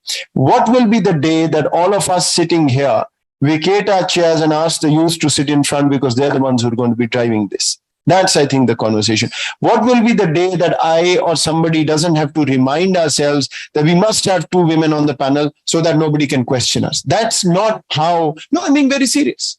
I mean, I think that's where this change has to take us, and that's, I think, where the social contract is. Just a couple of other things. One, I think for the youth, it is important to keep understanding that there are opportunities. And yes, it is the survival of the fittest. That's always the case in every society. But we have to get there through hard work, not through shortcuts. I think that is the absolute critical element in this. And not to so talk of myself, but I do give this example. I've said this publicly. I have never to this day understood how a person like me could have been Pakistan's NSA. What is this? What is the prototype? I'm not an ex-bureaucrat, not an ex-Fauji, not a diplomat. I was in the US for a long time. Vagara, vagara, vagara. But somebody in the system must have thought that there is a need for a prototype of a person to bring change. I may have failed, but somebody else will succeed. So I think we need to find those opportunities for our youth and keep encouraging them to work hard and get to that point. Why is it that every Pakistani outside Pakistan does fantastic, but the system holds them back here? That's the change. And my last point, with a lot of apologies and all due respect to those who are above 40, 45 in this room. We need to point a finger at ourselves because I think we have failed the youth. And the rest of our lives should be spent finding ways to create that space for them, because ultimately this is a country whose fundamentals remain intact. There is no reason for us to be talking the way we are talking, but the fact that there are certain things that have been mismanaged. So with that hope, I mean, the next 75 years can only be better, because the kind of information technology revolution, the kind of exposure and the kind of space that youth will find perhaps was not there for a country that, please don't forget, we started with absolutely nothing. It's very easy to critique, but there is a whole generation that sacrificed to get us here. And it's now upon us to make a move forward. So once again, thank you very much to our panel, to the IPRI administration, and to those who've joined online. And with the hope that every year we'll sit here and have a more positive conversation as we move forward, I thank you all. Thank you, sir. I will now request Dr. Moeed Yusuf to present mementos to our esteemed speakers. Mr. Shahid Sattar.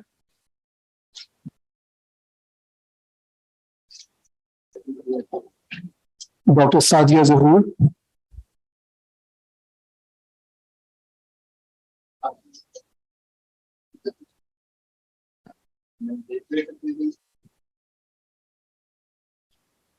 Dr. Abdul Jaleel.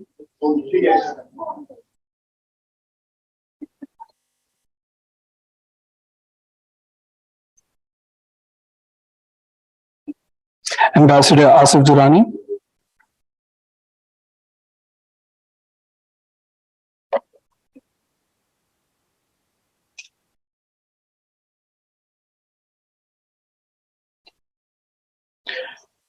Dr. Shabana Fayaz.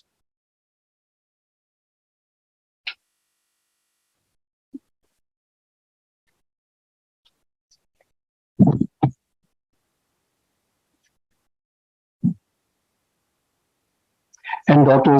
Usman Chauhan.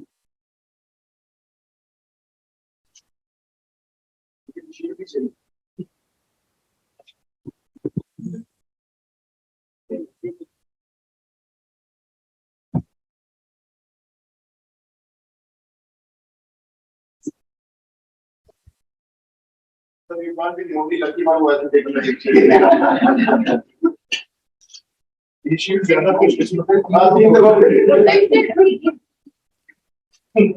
वो जान ले देखना वो नहीं जाती।